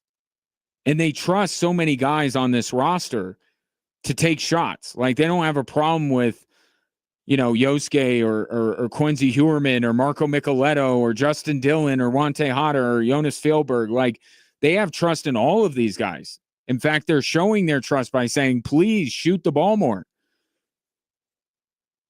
But now you have a guy that is your leading goal scorer, and Justin hadn't scored a goal for a few weeks, but still you have your leading goal scorer go, and it just further underlines the point that the Switchbacks need to start getting it going. The good news is they've really locked things down defensively. They found a really good combination, even with the addition of Tyler Clegg coming in there. They didn't skip a beat. Akeem Ward, I spoke with him today. He's been incredibly impactful over the last few weeks. You have Matt Mahoney was nominated or put up for USL Team of the Week, as was Christian Herrera. Like, defensively, the Switchbacks have found their groove. And it's gotten them results of late, right? You take out Orange County, which is looking every week like more of a blip or a speed bump than any sign of who the Switchbacks are. But there's going to come a time where the Switchbacks have got to put up 2 or 3 to win a contest.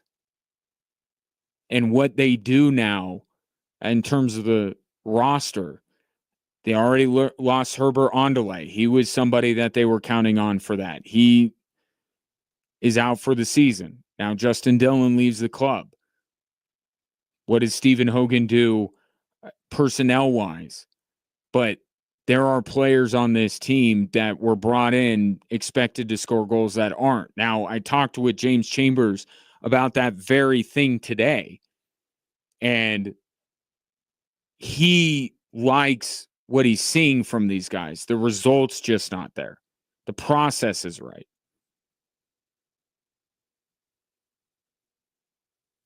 But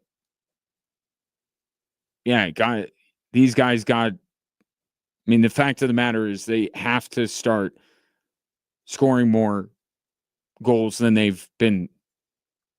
Can't win every game 1-0 in this league. Just not going to be able to. So, again, hope Justin Dillon, I'll just second the emotion from the Switchbacks. Hope, wish him nothing well. Great guy. But it does make you wonder what the Switchbacks do here. Do they bring in from the outside? How do roles change? Because they do play in just a few days. I don't know if you're going to see ultimately what they're going to do on Friday, but we're nearing the midway point of the season. We're getting into the summer. This is where teams need to start making moves, and that's something that Stephen Hogan discussed with me after the game on Saturday. Was in the West, if you're waiting for everyone else to start falling off, you're never going to catch up because the West is just too good. Got to keep stringing together wins. That's the only way they're going to move up. And even then, progress is going to be slow. You think of the results the Switchbacks have had lately, they just now got over the cut line. They're just now into what would be the last playoff spot in the West. So it takes a while. It takes 2, 3, 4 weeks to really make a significant move in these standings. And the Switchbacks have. But that's not where they want to be. They don't want to be at the bottom of the playoff bracket, so to speak. They want to work their way up much higher than that. And this is a potential impediment to that, with Justin Dillon leaving the club for personal reasons. Switchbacks in Lexington SC, Speedy Williams' new club. If you're wondering what happened to Speedy, that's where he is. He's in Lexington. So that game will be Friday evening, 5 o'clock, right here on Extra Sports 1300. We will take a break and see if we missed anything on this Tuesday here on Extra Sports 1300.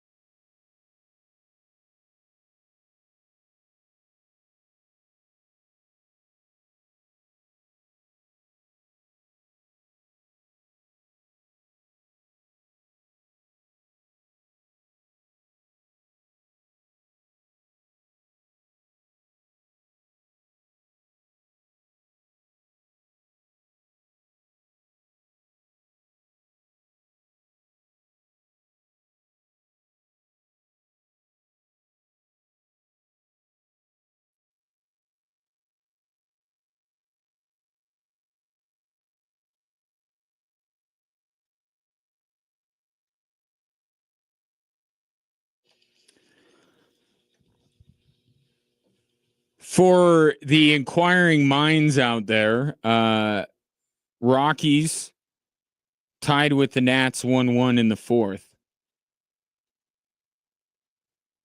So there's that. I mentioned the Rockies twice on this show. That is that's my quota. I'm out. See you guys tomorrow. All right. Tom says, I would trade Jamal Murray for Kevin Durant, but what if you had to give up Christian Brown also to make the deal? It's good. I say no.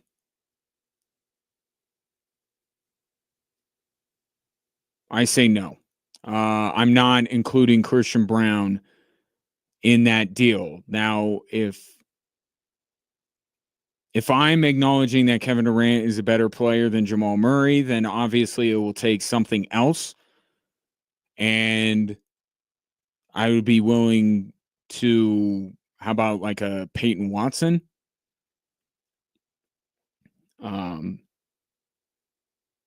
Dario Saric? Suns don't have a big man. He was supposed to be the backup center to Nikola Jokic, so there might be a fit there. No, I'm not going to trade Jamal Murray and Christian Brown for Kevin Durant. Would I trade Christian Brown and Michael Porter for Kevin Durant? Yeah, I think I would. I think I would do that. But Jamal Murray should go much further. That it wouldn't also take Christian Brown to make that happen. So that would definitely, that's a good question, Tom. I think that would be a little bit too rich for my blood. But if it was Murray and,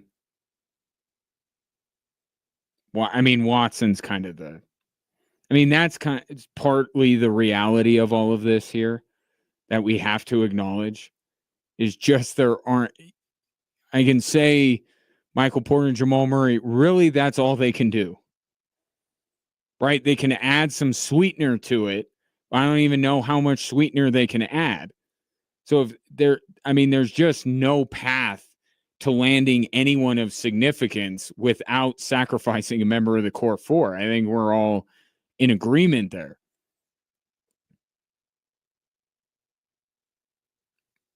But yeah, I if they're getting Jamal Murray, they don't need Christian Brown too. No, you take somebody else. Because I don't want to make it seem like Jamal Murray's a bad basketball player. Okay, Jamal Murray is better than Michael Porter Jr. Jamal Murray is from a strictly talent perspective, the second most talented player on the Denver Nuggets. Now, I think Aaron Gordon is more important in many ways.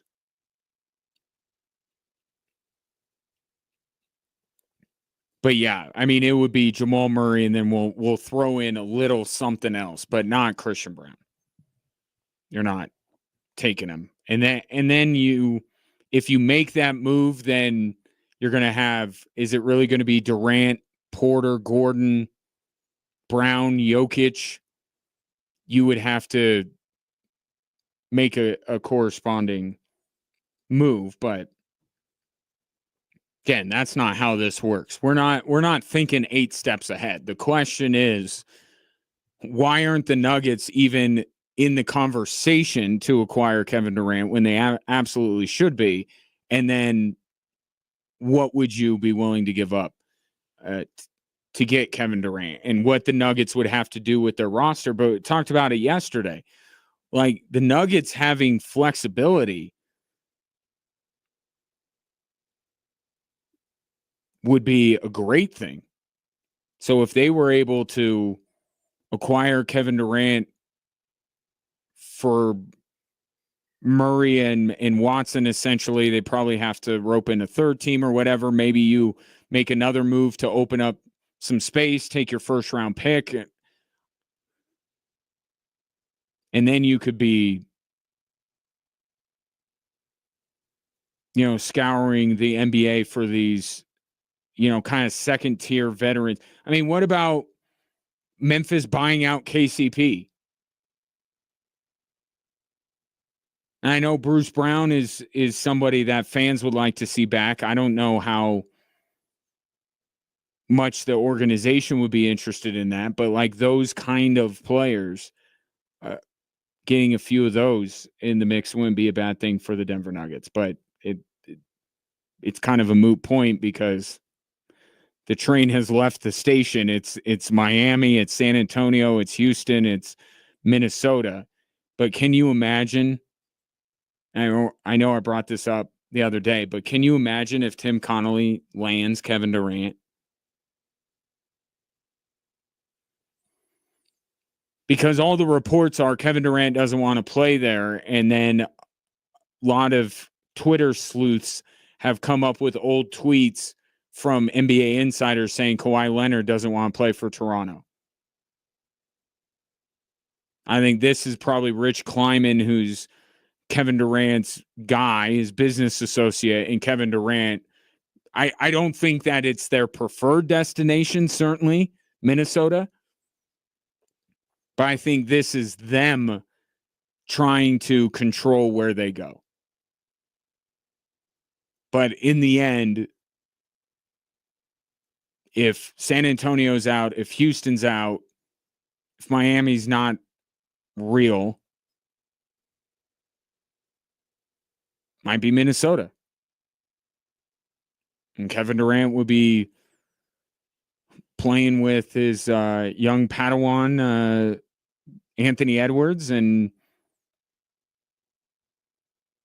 if they aren't already the biggest threat to OKC, they would certainly become that for next year.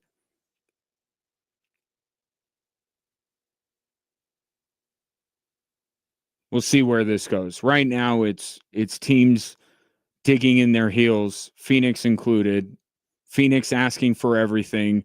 These other teams showing interest, but not too much interest, not willing to give up everything. And Kevin Durant, as a superstar in this league, trying to orchestrate where he ends up. And we'll see who ends up winning. I'll tell you this, that I think the most likely thing to happen in the next couple of days is that Phoenix is going to lower their asking price. And I'm seeing reports of that today, that at least Phoenix will have to start to realize that they're going to have to lower their asking price. And I said this, with Giannis not on the market, seemingly, Kevin Durant's value goes up a little bit, but not up to what you would give up for Giannis. And I think that's, without having inside knowledge, that kind of feels to me what Phoenix is doing, is saying, well, see, we got the only superstar available, so you got to pay a superstar price. And they're like, well, no, there are levels to this. Giannis is one level of superstar and Kevin Durant is another. And a lot of it has to do with age. So we'll see. I don't see him ending back up in Phoenix. If I had to crystal ball this thing, I'll say Phoenix either caves to San Antonio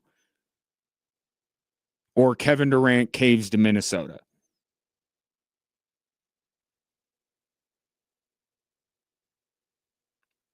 But we'll see what that looks like.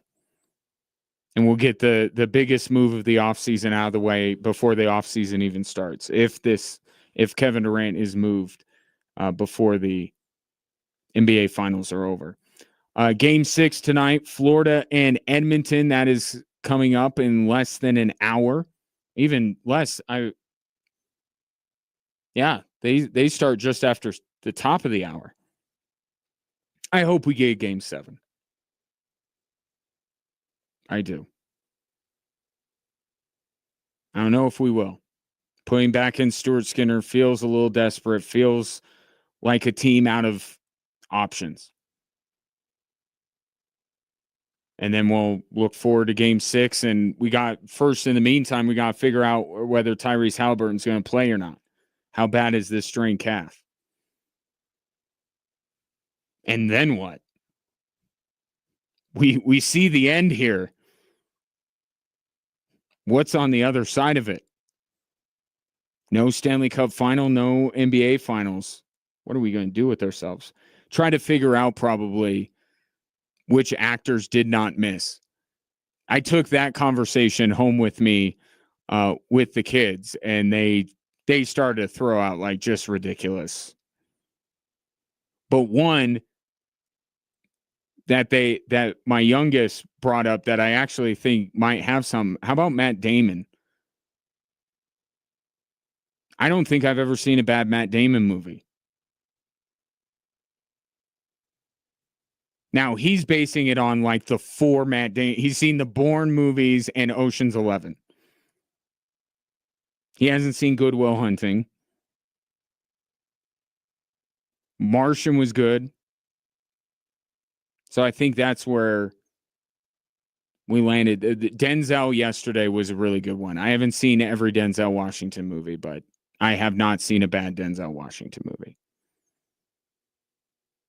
Just give me Denzel with an axe to grind in 2 hours, and I'll be as happy as I could possibly be. Also found out, too, yesterday that I was wondering why Keanu Reeves kept showing up in the trailers for the new John Wick movie. I'm like, that shouldn't happen. No spoilers, but that doesn't make a lot of sense. And now I know this is not the timeline is a little bit different. So anyway, that'll be next up. That or Sinners. I still haven't watched Sinners. Got to do that. That's what's on. Yeah, that's what's on the other side of the Stanley Cup final and the NBA finals.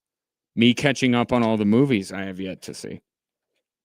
Who are we kidding? Nuggets don't even have a GM yet. Still got to do that. We got Broncos training camp before we know it. We got plenty of stuff. Sports never stops, right? Before I go, I want to urge you not to waste time and money with low-quality online TRT that charges you over $100 just to start. That doesn't seem right. Visit the TRT experts today at Low T Center for a free consultation and a free test. Treatment, if you need it, is personalized to your body, and most major insurance is accepted. And with the freedom to choose if you want in-center care or at-home treatment, you're in control of your health the way it should be. If you're looking to lose weight for a limited time, you can get a free B12 shot when you start prescription treatment. All you need to do to get started is book now at fixmylowt.com. That's fixmylowt.com. One text in right at the buzzer. Speaking of Good Will Hunting, what about Robin Williams? We had that conversation last night. So, I know what I said. I don't like Mrs. Doubtfire. My son brought up Robin Williams just like you did. I didn't like Mrs. Doubtfire. But if we're looking at the masses, I would say Robin Williams fits.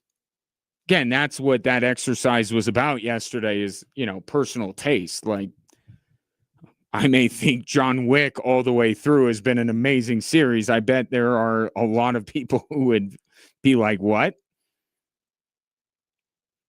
But yeah, I'm not a Mrs. Doubtfire fan.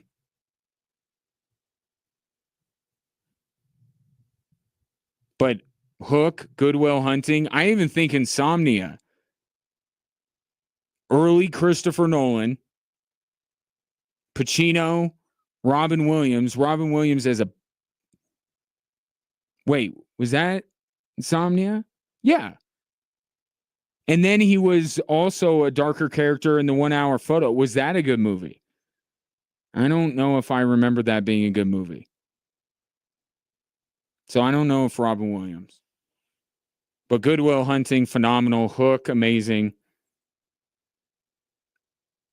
I don't think I ever saw Birdcage. But that was met with critical acclaim. So not on my list. I think we still stick with this. I said, as far as this franchises go, Avengers, John Wick, and Mission Impossible, and as far as actors who have yet to see Miss, Denzel and Matt Damon. I haven't seen all their movies, but everyone I've seen, and it's been a lot of them, awesome. Appreciate your patronage on this Tuesday. We'll pick things up tomorrow, see if we have a Stanley Cup champion and whatever else may be going on in the sports world. We'll know about Tyrese Halliburton's calf maybe.